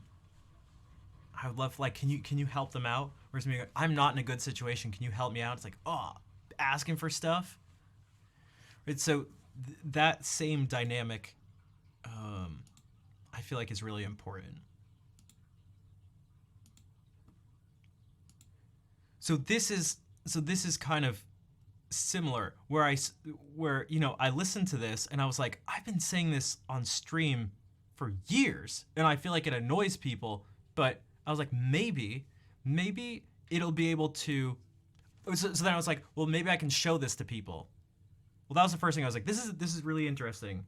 Okay, I agree with this. Maybe I can show it on stream. Okay, so there's a difference between, you're right, the Debbie Downer skits, which are I love the Debbie Downer skits. Like, because I feel like they always crack up during them. But I feel like there's a difference between being a Debbie Downer and being negative versus just addressing the honest nature of a situation. What's up, Tangy? How are you doing?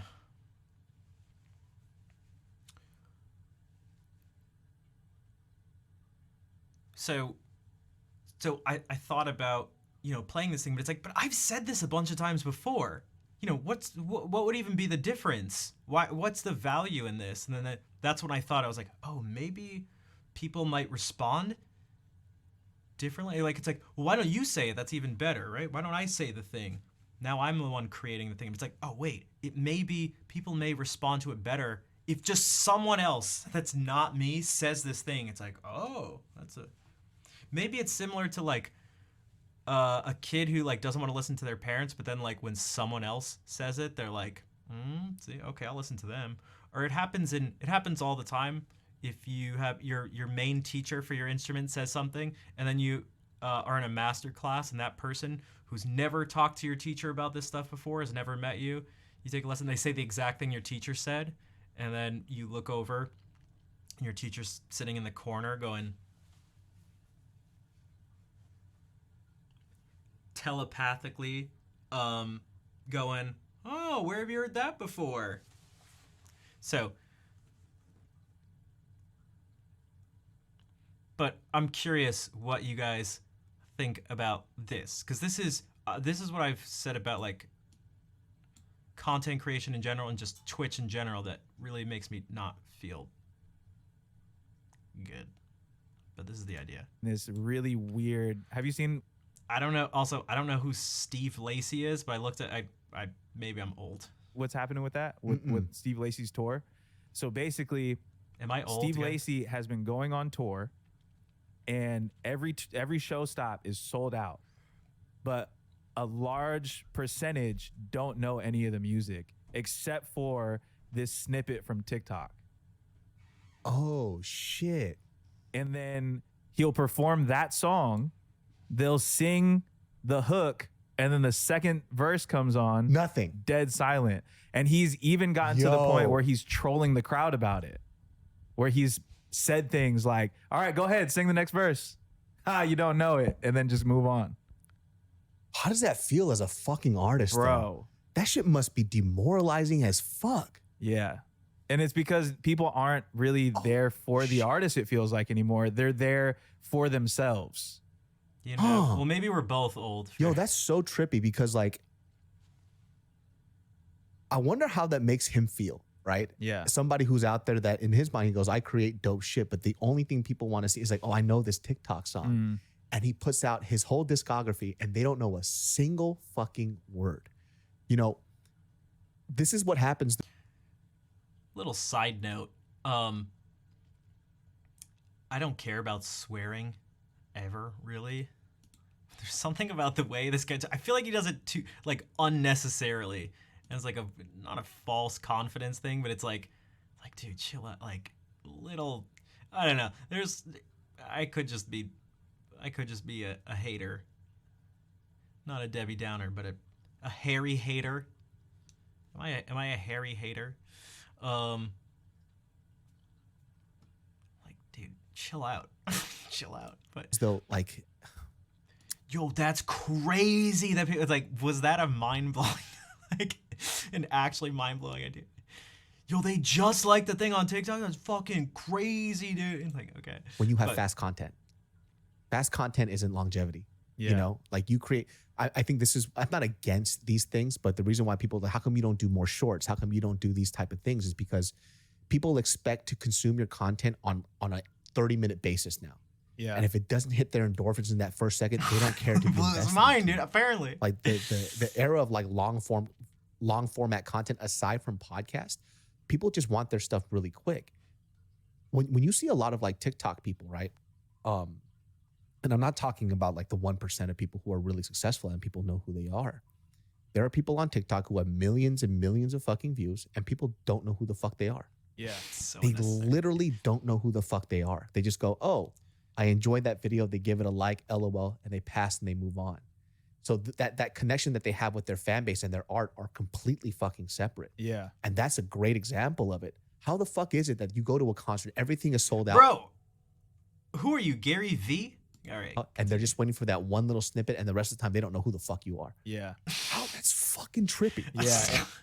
Hey, I just listened to this earlier today. I actually don't remember there being this much And it's terrifying. Dude, Yeah, chill That's out. actually terrifying. I think I'd cry on stage. Yeah. It's like you put all your heart, your soul, and your effort into this thing. But this terrifying. is Oh, that's fucking trippy. Yeah. And it's terrifying.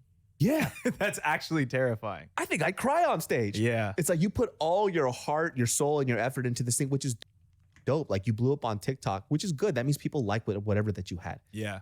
And then they just don't care about any of your art though. Like, Yeah. oh, that's fuck that shit. Go play the TikTok song, man. so part of this. I feel it feels very much like something on Twitch where, see, the thing is, I don't do that, and like have, as you guys have known over the past couple years in particular, I've gone like, I don't want to give into that, but that's what I feel like the pressure is, which is like, yo, play the popular thing, play the thing. I'm gonna come in here, I want you to play this song. It's a popular song that I know. I don't care about you or the other people around you. I want to hear this song and I want to hear it now. And it's like, oh, that's the dynamic here. Damn, that's fucking trippy. Yeah. It's actually kind Chill of out. like the nightmare scenario that has been like the product or like the plot line for Exactly, thank you. sitcoms and things of that nature about artists like this. We're like, this is the plot line, the nightmare plot line for an artist. Yeah. And it's happening in real time. To one bit, yeah. Holy shit. You know, I was just someone talking brought that, about yeah, comedians online. It seems to work for any form of, well, literally any form of art, whether it's music, I'd imagine, I don't know, poetry, literature, anything. It's just like, this with a friend of mine where I feel like I turned we it off, truly live Teggy. in- I've been trying to not be. So again, guys, I promise you, I actively work against trying to be so snarky and stuff. an episode of Black Mirror. Like I love that series, right? Yeah. And because it's basically kind of foreshadowing what they believe or the director or the writers believe is happening to this world. And it seems a little hyperbolic, like very extreme. But now I don't think so. Like when every time I see something about Kanye, I'm like, is this real? Like, Yeah. is he for real right now? Yeah. And then it's not even what he does that shocks me. It's how people respond to it that shocks me the most. So This for literally example, has it's nothing like, to do with yo, anything. So you come up and be like, hey, your mom was a bitch. She deserved it. This People, okay. You know what I mean? Yeah. But people don't like to flip these rules on themselves. Right. These rules, It's honestly something that I've been seeing more and more lately, where it's almost like this also sense of entitlement that's coming from that audience as well. I went to another show where it was a more mildly known artist that was performing, and it was a lot of club music. So there's all these joints that a lot of the kids that were there, they knew all the music. They knew every song when it started. And there was this very weird thing that made me feel like taking a year and a half off really lost the etiquette for a lot of people, because they didn't get to experience a lot of that. And also, we're at this point where people don't really care about what's happening in real life because so much cool shit happened on the internet. That's a good way to put it. Yeah. There was this point where at this show, this artist was performing, and every song at the very start of it, the crowd would get super hyped because they recognized the beat to the song. They would rap along through the hook and they would party with them, and then the song would end and it would go dead silent, waiting for the next song.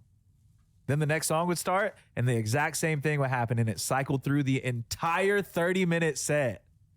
What the fuck? Do they not even know how to party anymore? Bro, it was so weird for even him that his nervous tick was after every song, and he realized that would happen. Ready? He would walk back and talk to the DJ. Oh my God, dude.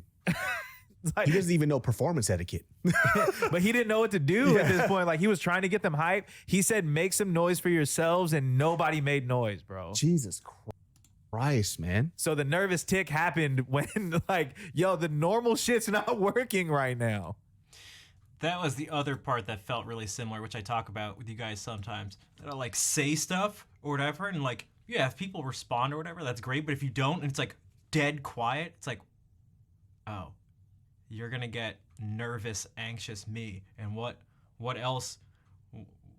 What different response would you like? What would you expect to get?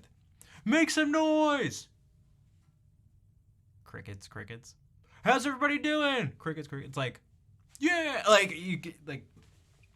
So that's how that's it reminded me of that idea that I've talked about here, that it's so difficult, and if someone doesn't understand, I would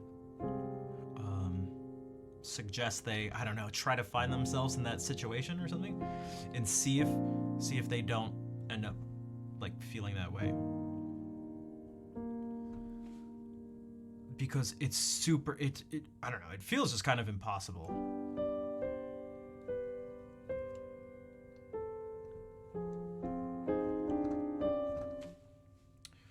To, yeah, I don't know, to deal with that situation. I feel like I deal with it all the time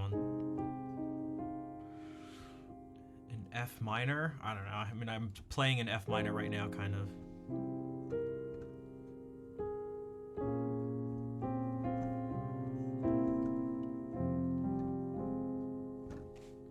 And so then kind of back to what Freckled Farmer suggested. It was like, what if you do a lesson about something? Was it Freckled Farmer? Yeah. It's like, I try to do that stuff. It's very difficult when there's little to no response when I do it. It's like very different, both in terms of like chat interaction, and the other big one is like stuff like, it's not so easy if you're to go like hours at a time with 0 follows and subs and you know, bits and stuff like that, and you're going, oh, I want to make this a sustainable thing and have value to what I'm doing. But when I do the thing that's like, I think has value and has worth, I get essentially penalized for it. It's like, well, then what do you, and then you bring that up, and then the response to that is, yo, stop complaining, or what do you expect, and stuff like that. It's like, oh, this sucks. This sucks. Can I play only on black keys? You can. It will lead to, it will mean there will be no intervals that will sound too dissonant. You won't have a tritone. You won't have a minor second. You won't have a major seventh, which is the inverse of it.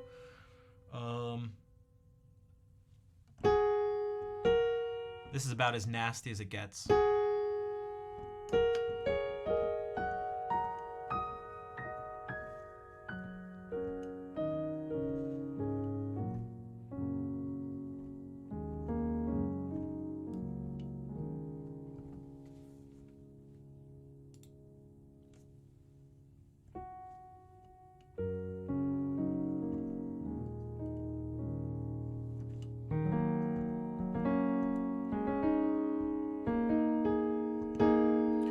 You also can't quite do the skipping thing.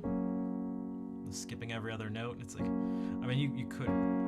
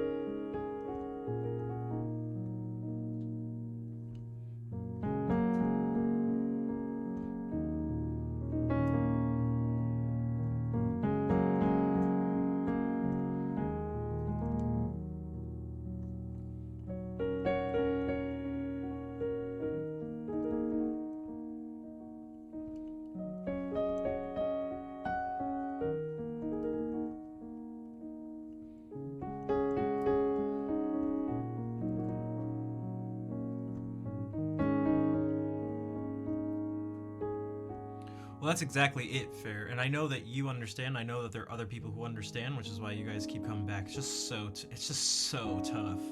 It's so tough. And if there's anyone listening right now who doesn't believe me, I promise I would issue the challenge to put yourself in that position and see if you don't change your mind.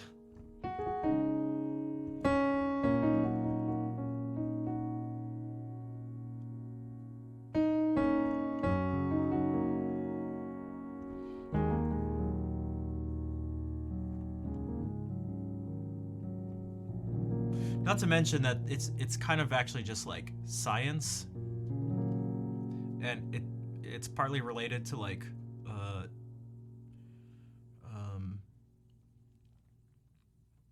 neurotransmitters like dopamine and stuff, and how motivation and rewards are linked together. So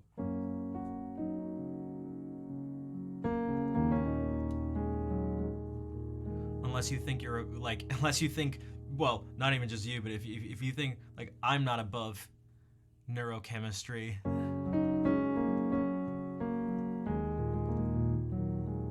I'm susceptible to all the, human pitfalls of our brains.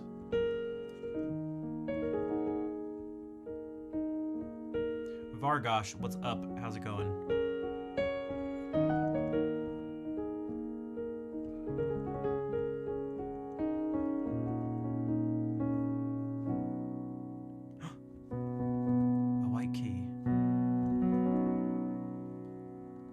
Sounds like enough notes that we don't need white keys. Well, this is, there are all sorts of pentatonic scales, but this is a very common one found in all around the world in cultures that aren't even connected. That's one version of what we call like a major pentatonic scale. There's 5 notes, and a minor pentatonic scale is actually the same thing, just you can think about it as starting one note lower.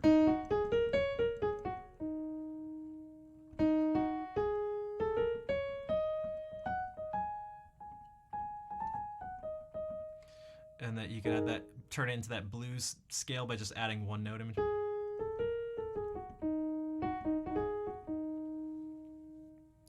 And so I would have to assume that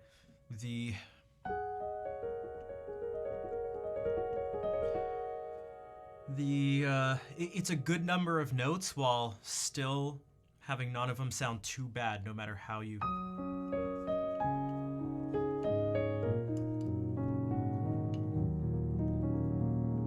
Like, they all just kind of sound fine.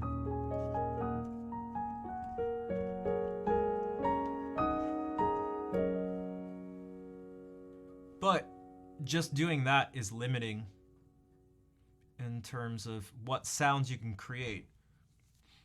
Because the not nice sounds may be not nice, but it doesn't make them not good. Because you actually can't make this sound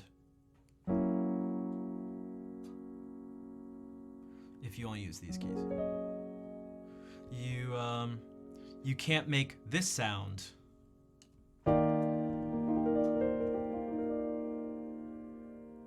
doesn't matter what note you start on. You can't make this sound just using those 5 notes.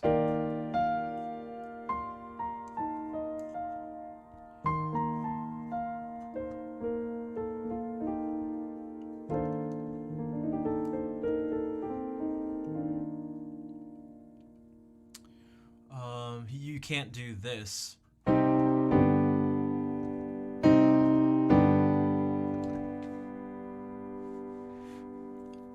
I know Californication?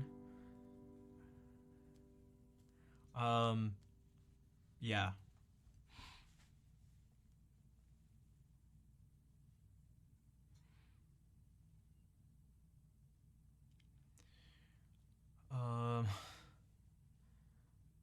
Could I play a little? I can't.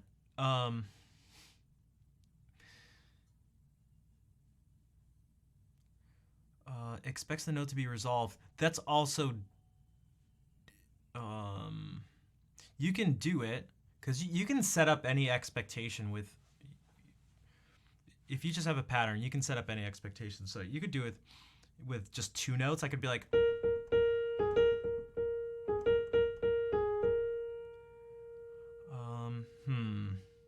I'm not sure how I feel about that comment. I'm actually, I kind of don't like it, to be totally honest.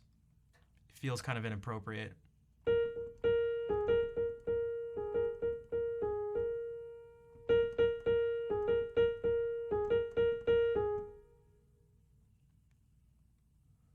So the hope with what I just played was that your ear would expect this because I just played a pattern.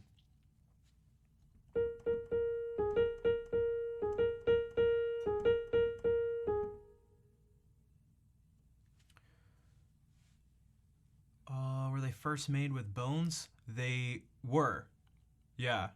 Which is why the coloring of the keys were swapped, because ivory is more expensive than the wood they were using. So this, where there are more of these, what we now see as the white keys, it'd be cheaper to use wood there and to have these be made out of ivory. But yeah, so you can, that set of expectations like can always be set up. It doesn't matter what. Yeah, the patterns are, and so that's why the patterns are huge. There's an infinite number of things you can do with any, well, and it's sort of like anything available to you. It doesn't even have to relate to music. You can just, humans are great at finding patterns, creating patterns, and then having other people, without needing any explanation, recognize those patterns. And somehow, purely through manipulating patterns, humans seem to be able to communicate actual things. It's kind of crazy. Both in the sense of the fact that, like I'm speaking and I can describe, a piano, and that's quite literal and straightforward, but also,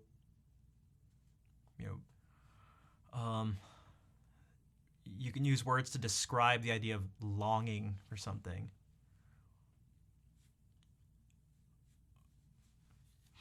And those types of things are really complex, but seem to be able to also, you can you can elicit feelings and describe things with pitch somehow.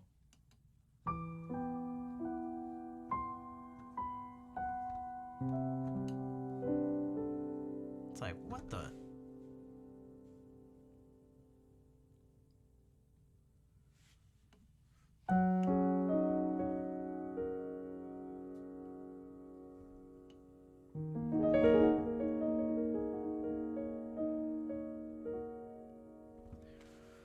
A lot of pleasing songs repeat 3 things and then have a 4th thing. That's if we're on the same page there, that's probably this idea, which is something that I brought up last stream. It has to do with comedy. Think about how many classic jokes, or the idea of comedy follows a rule of 3 things. How many people walk into a bar? It's typically 3, because 2 is the minimum number of things you need to establish a pattern. And so the most efficient way, and if so much of comedy has to do with subverting expectations, so minimum number of things to set up expectations is 2, and so therefore you need 1 more to subvert the expectation. So the most efficient way to set up something and then give the punchline is 3. In music, that's kind of also the case, but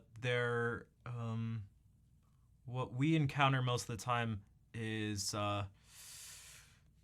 we're drawn to 4 things, and this is just, I'm talking about for the music that most of us probably hear the vast majority, if not all the time.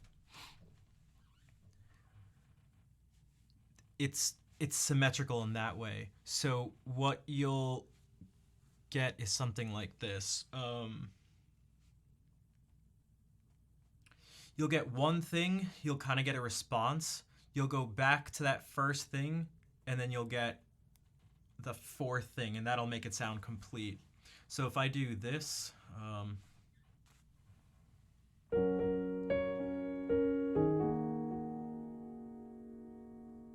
okay, so 1, 2, 3, 4. And that can be sort of nested within something larger.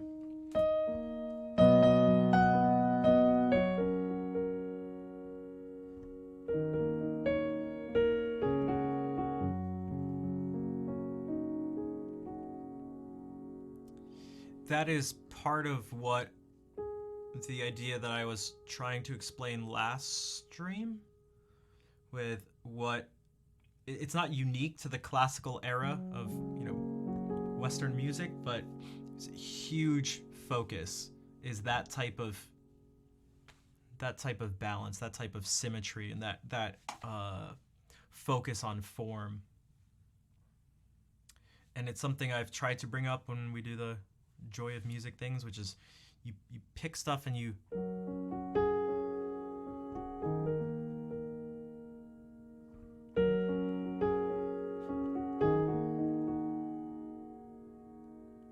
it's like, okay, it was kind of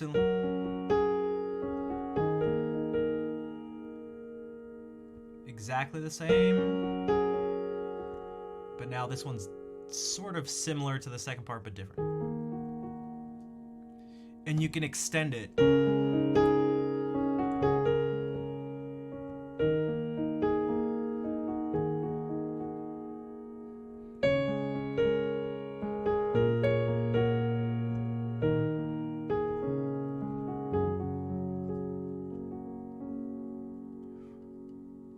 And when we hear things balanced like that, for whatever reason, humans tend to like it. Because what I could do is set up that expectation and break it in a not so nice way. So that's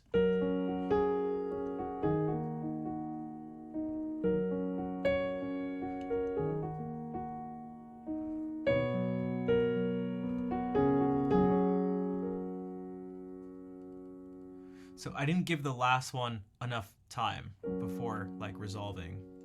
We can use harmony. So we'll use to make sort of the full use of harmony. If you give yourself more notes, you can kind of do more with it. So again, with these 5 notes, there's not so much. We're somewhat limited, but if I do this,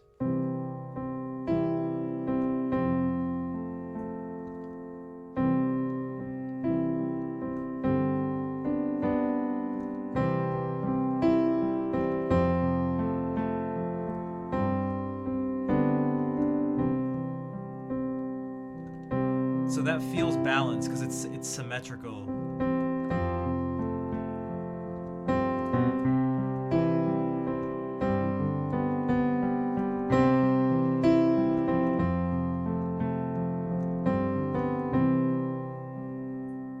That one was not symmetrical. It's like you're looking at this nice set of shapes, this nice pattern, and then one of them's just like destroyed.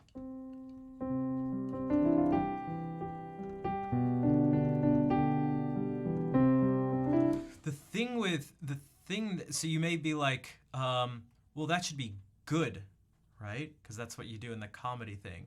But it's not just that you do that.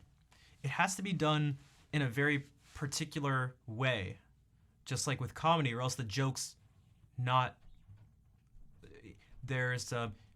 If it's not sort of carefully and well crafted, you lower the chance of eliciting the response that you're probably looking for, which is probably laughter. So you can't just go a blonde person, a blonde brunette and a redhead walk into the bar. The brunette walks in and asks for a beer and they get a beer. The redhead walks in and asked for just a water and they get a water. And the blonde walks in and asks for a soda and they get potato chips. It's like, what the hell is wrong with you? What the hell, dude? Was that even a joke? And it's like, well, I set up things in threes and it's like, what the joke sucked. Like, that joke objectively stunk. That was a horrendous joke. So just like the rules of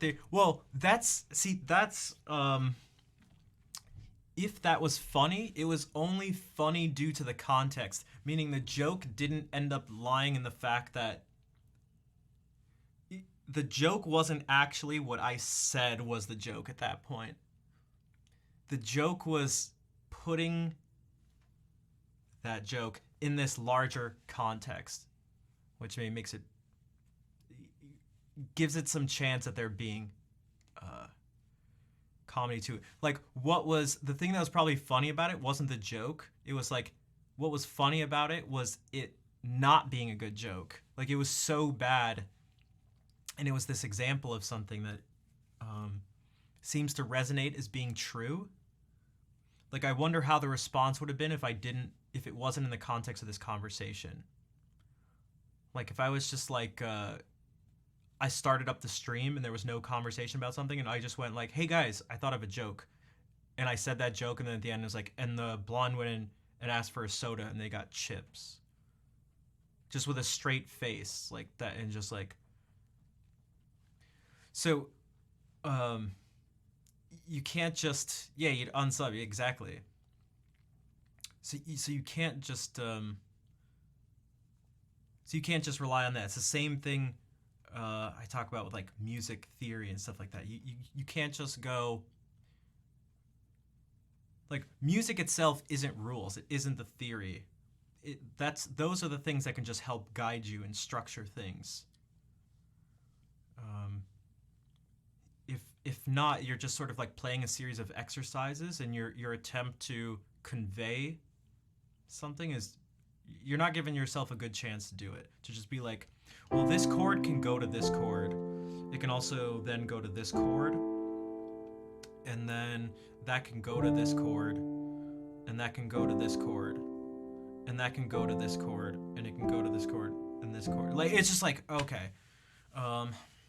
He says, ouch. Yeah, that's another way to do it. There's also setting up, if you have the context, this is like a classic anti-joke. Like, I feel like the most famous joke ever is actually a sort of like anti-joke. And it's, why did the chicken cross the road to get to the other side? Which I feel like took me longer than I would have expected to sort of like understand the joke. Because I don't know about you, but as a kid, I like fundamentally just genuinely didn't understand that joke? It's like, how could that possibly be funny? And I may have even like forced myself to laugh or something, as kids do when they don't understand things.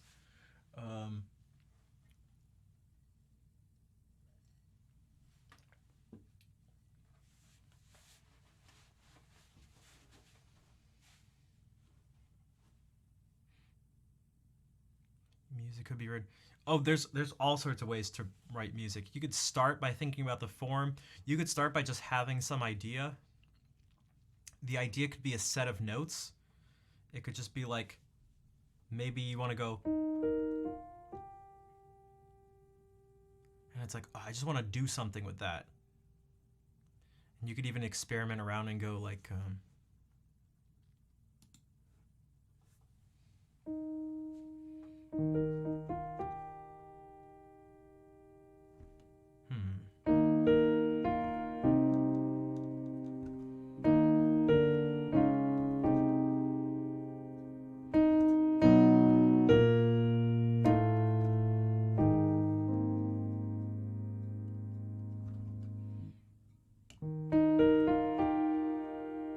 and you could maybe move the pattern.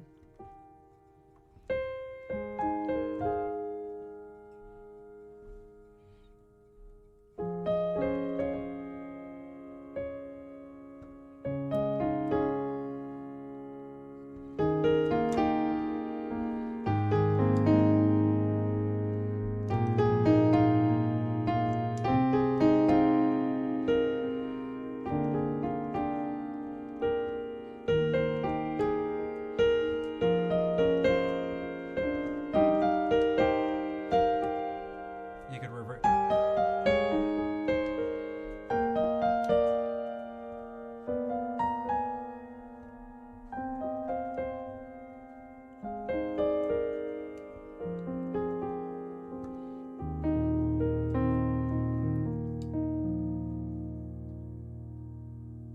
So that could be the thing you're using.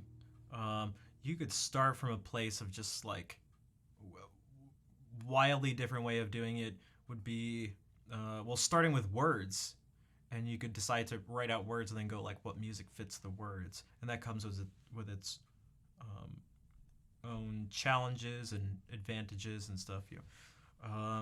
Or you could just be like, think of an entire mood or something, which is, if there was one go-to thing when I improvise, I guess I actually use a couple different things, but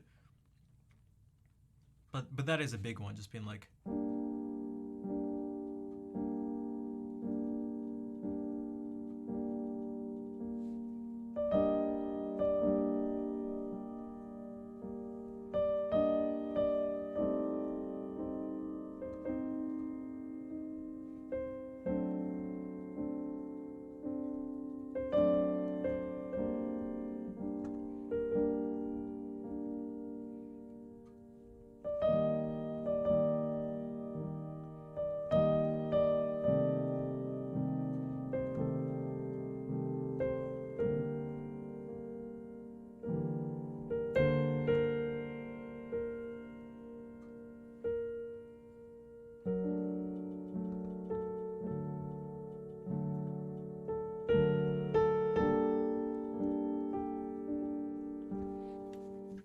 hey Asdi, that's puns. Puns are actually quite efficient because you get to skip you get to skip the expectation part. The expectation has already been set up by the context of people's lives. So we already know what the word, it's based on the fact that we know what the word trouble means, that we understand that context, especially being like, we don't want trouble around here. You have to understand, you have to know what that means. You have to know the word treble and then its connection to the circle of fifths. So if someone here doesn't know what the circle of fifths is, they'll read that and go like, what? And it won't be perceived the same way. There's no connection and expectation of anything. It's just like, what the hell?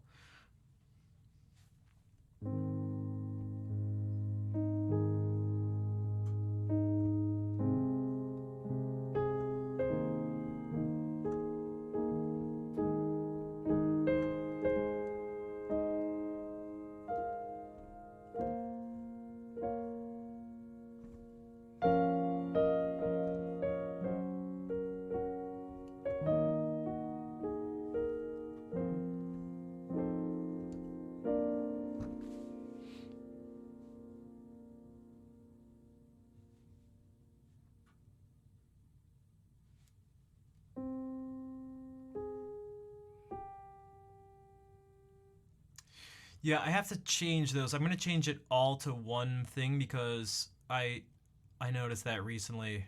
I forgot to change it. The things I was linking it to didn't stop to. They just don't exist anymore. But that's yeah, I'm gonna.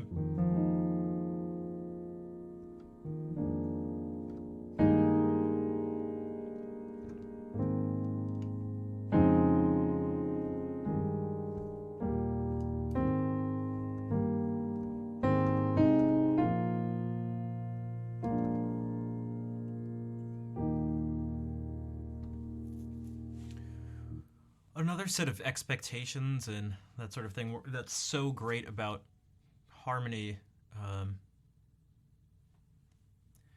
is well,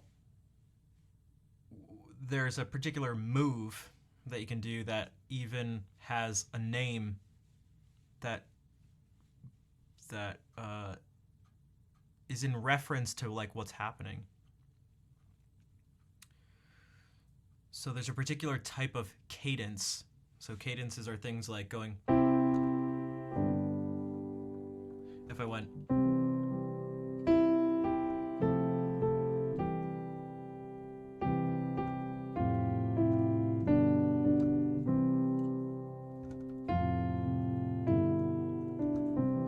This last part, essentially, this is an oversimplification, but that's a type of cadence. This is a type of cadence. If I went or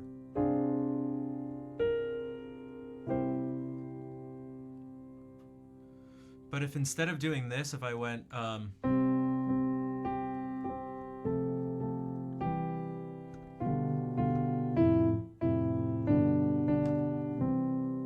okay, that's an authentic cadence. It's the name.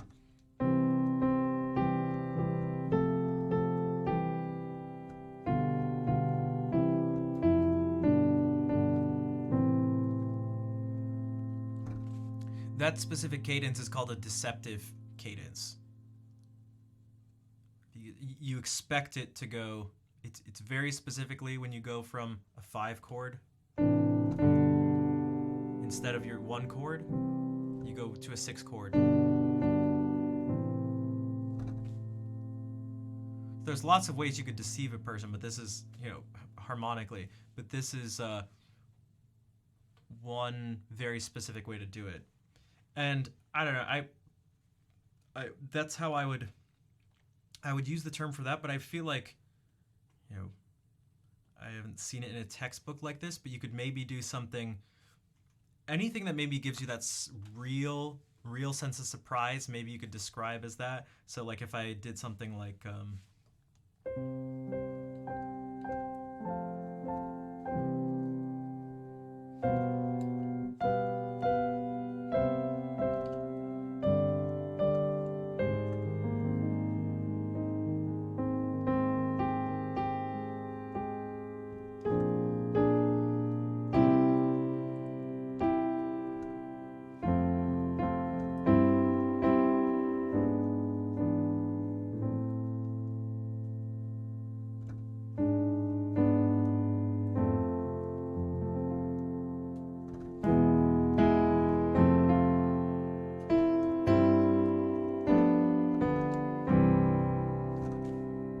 and those are things I do try to, with a certain degree of consciousness and intentionality, try to do when I'm improvising. Again, because I'm aware of the general response of doing this.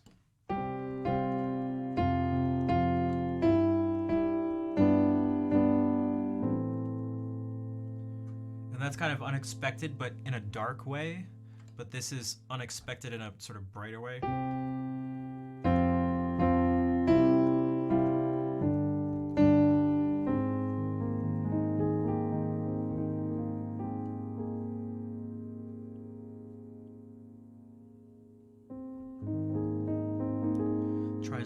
But the thing is, in order to not do what people expect, you have to partly do what they expect.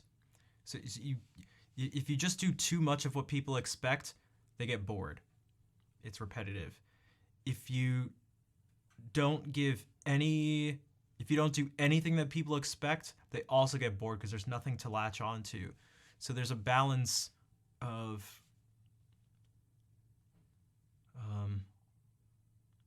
expectations that need to be set up. Whether it's by previous knowledge and experience, like in the case of a pun, or in a musical sense, it can be because you're familiar with a song. So if someone had never heard this before, like if I did this, if I went,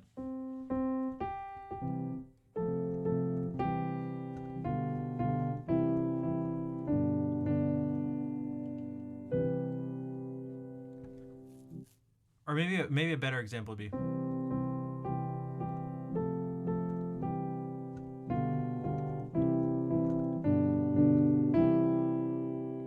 even that is, for anyone who knows the actual song, like that's actually kind of unexpected, yet there's nothing wrong with that. Someone who's never heard it before is like, that sounds totally fine, who cares? But going, it's like, why did you do that? Or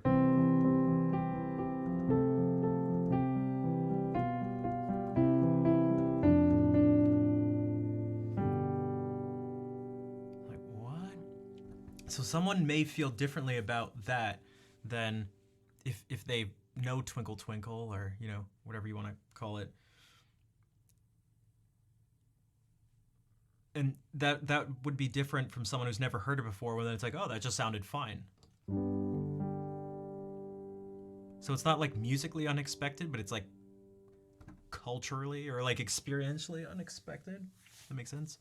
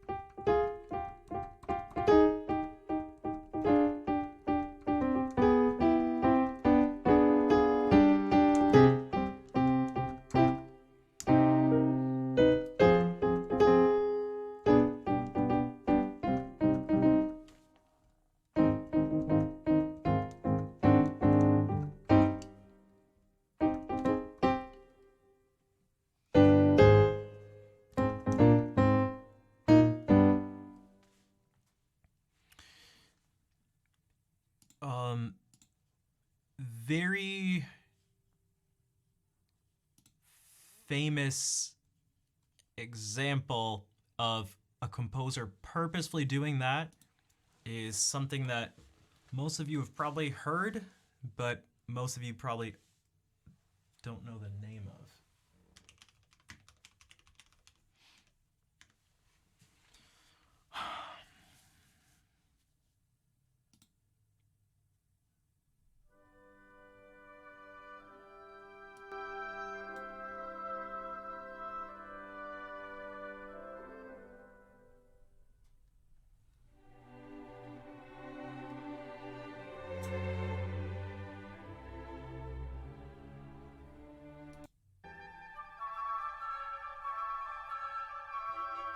I can't show you the score on purpose.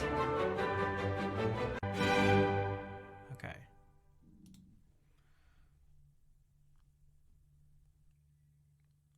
Yeah, okay.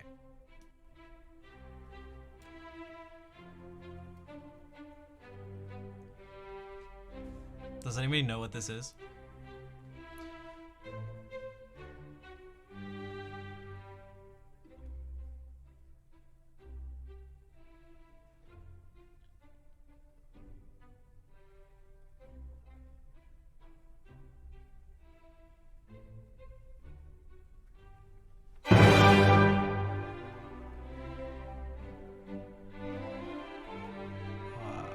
Close, Blackberry. Also, what's up?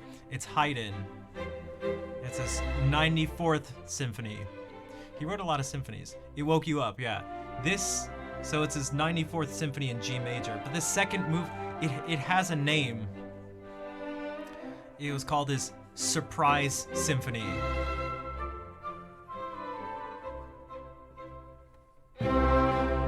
For obvious reasons. And so he was well aware, it was totally on purpose. He's well aware that he's gonna set you up just, oh.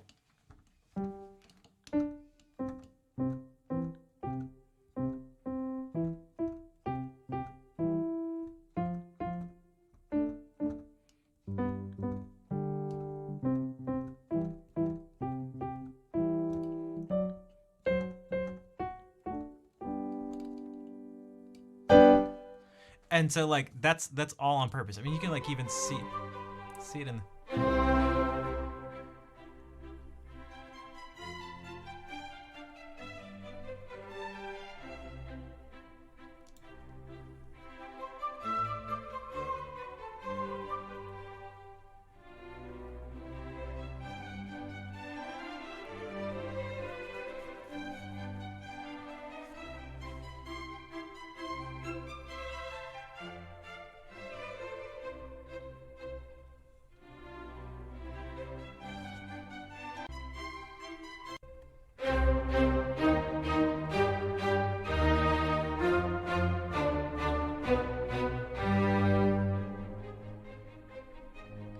even that is like unexpected, that chord.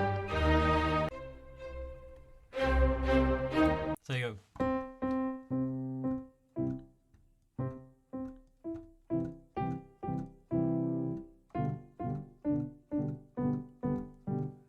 And then, not too unexpected, but going.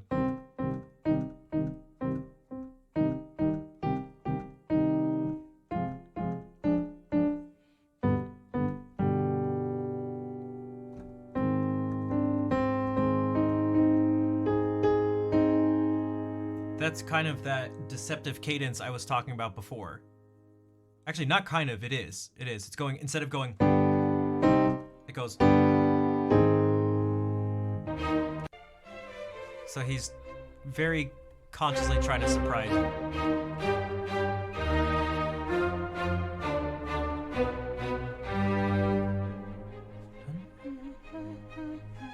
Hey, Rich, what's up?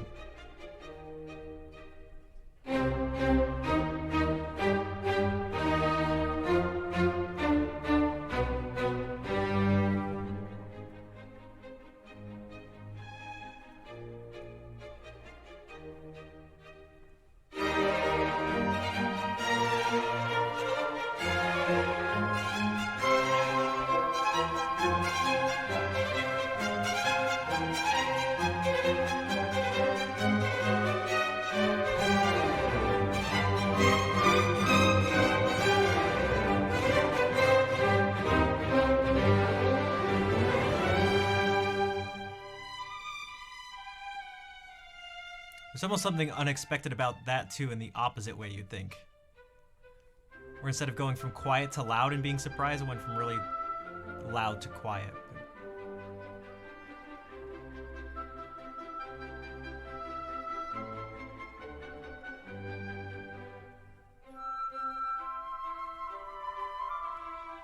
And actually, once you set up that expectation, you can like, oh, that was interesting. You can sort of, you can,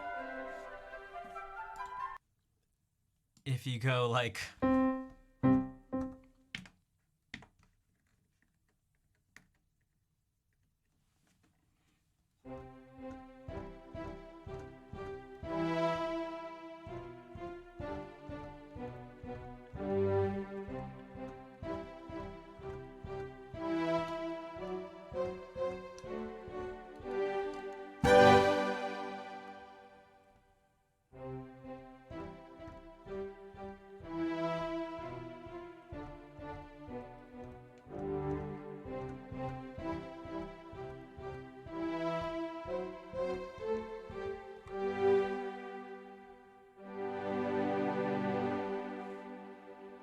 if you set up the expectation now, and now they're waiting to be sort of surprised by this loud thing.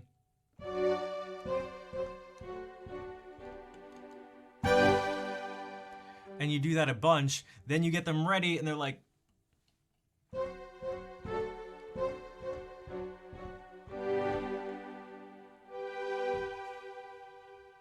it's like,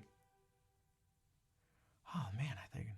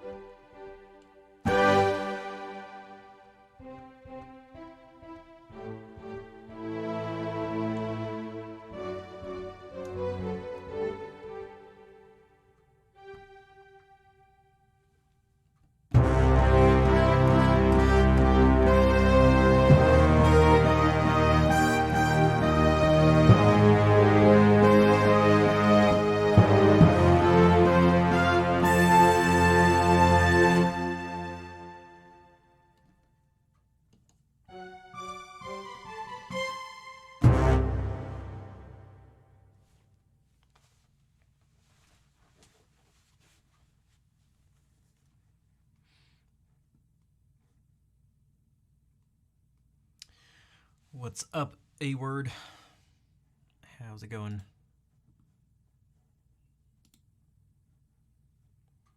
So that was my own little thing that where the main focus was on setting up expectations and in relatively extreme ways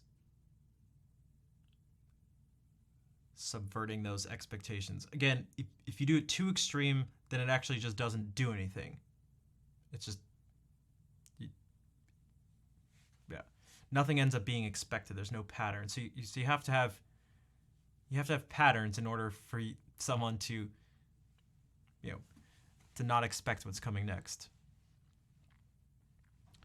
Oh, wake up note. Well, that's the thing. It's got to, wake up note is so almost like a good way to put it, because you have to realize that that's what's gonna happen.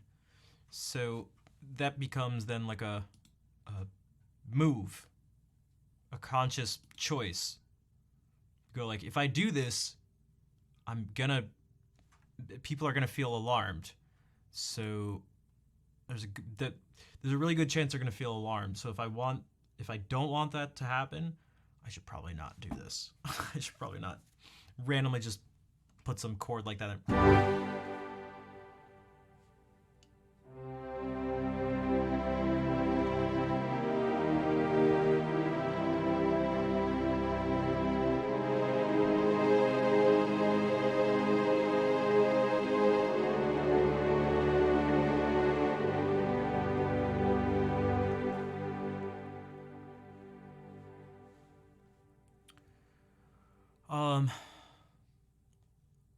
Okay. It's actually almost 10, so I think I'm gonna head out. My favorite part of the stream. If there's anyone who got value out of this discussion or the music in general or the stream in general, you're able to subscribe, donate, cheer, anything like that, it'd be super helpful and much appreciated.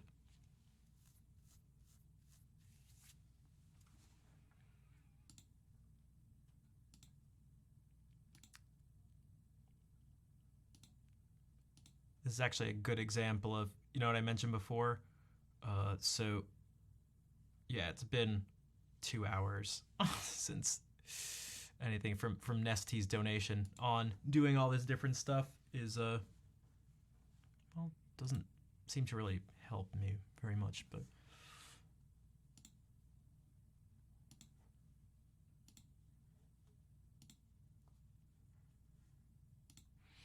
Anyone?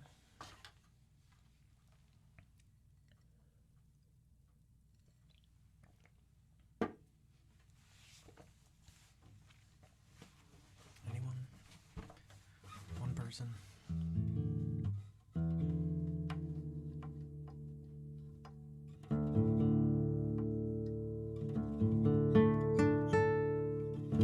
Anyone?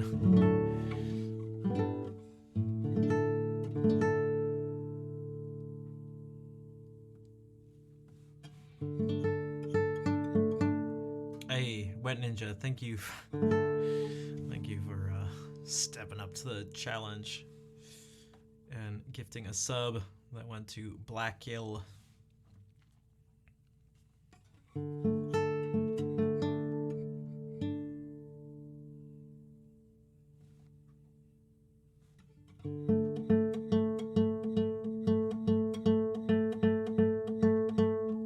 this nail is not right.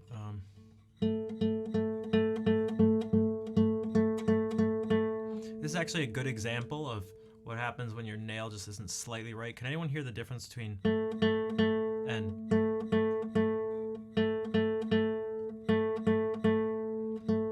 This one has like a click to it. This one doesn't.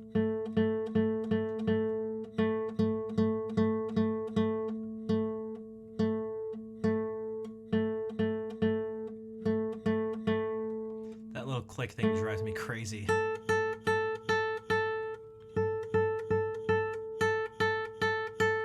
Instantly just makes the sound thin and bright.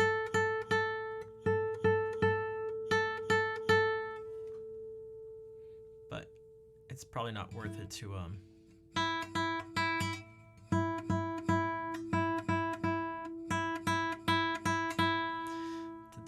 just for one last song.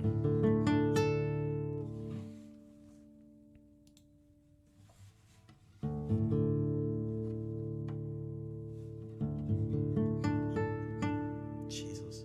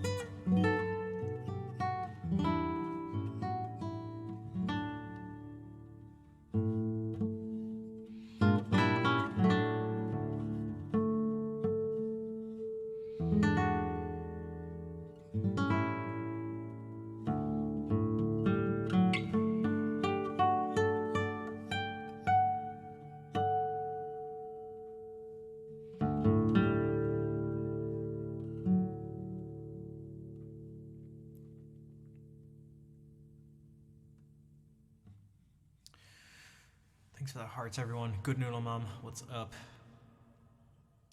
God, it is also impossible to balance chords. Because this, whatever note is being played by this finger just sticks out. It's just...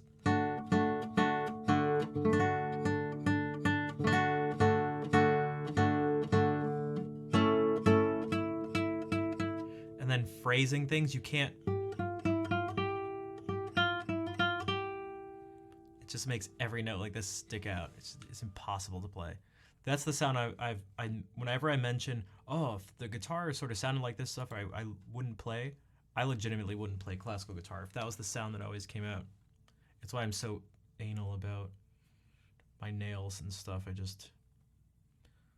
That's one of those Segovia-isms that I 100% agree with. If the sound isn't there, how does he put it? The charm of the guitar is lost completely. Or no, absolutely. I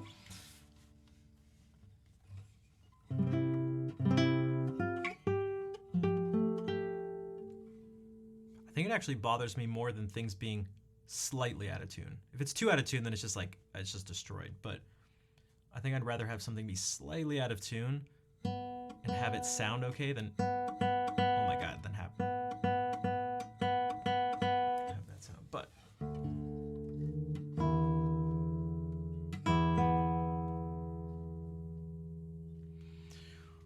What's nice about double top guitars is that their sound tends to be, oh, you could almost think of it as like being tonally compressed slightly, in that it tends to be more even like that, which I think at this point, well, not I think, at this point, oh man, I would love that. So, like, if I lose this, you know, and even, because it is kind of just this bright, like you can still get things to be ultra sweet, but if I have to give up this to mean that, oh my god, this is the worst. Okay, I almost, I'm gonna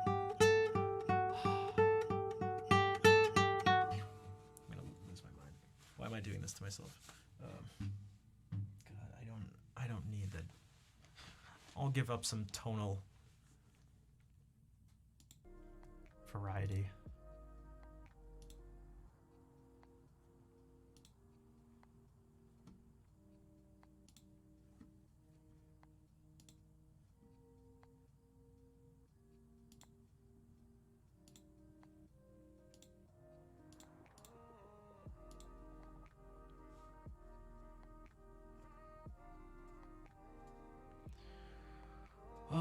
Let's see. Who should we raid?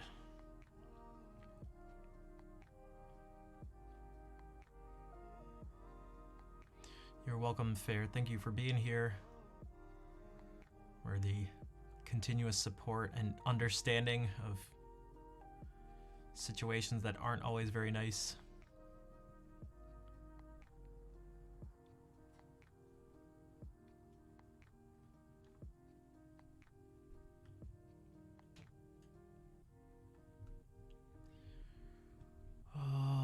Let's see.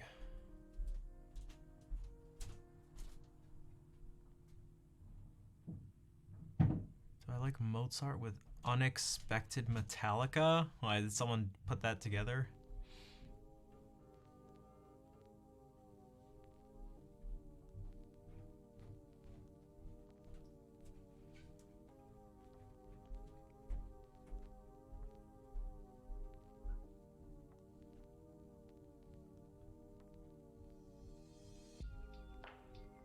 Okay, we can raid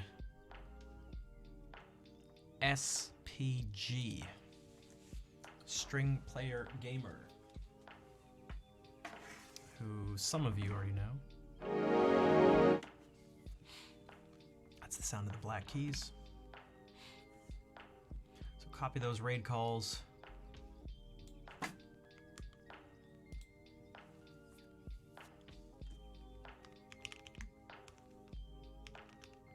Oops, no spaces.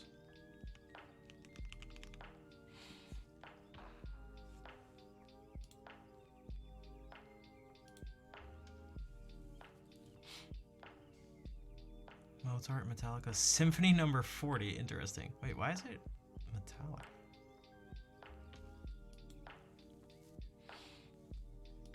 I'll check it out as the...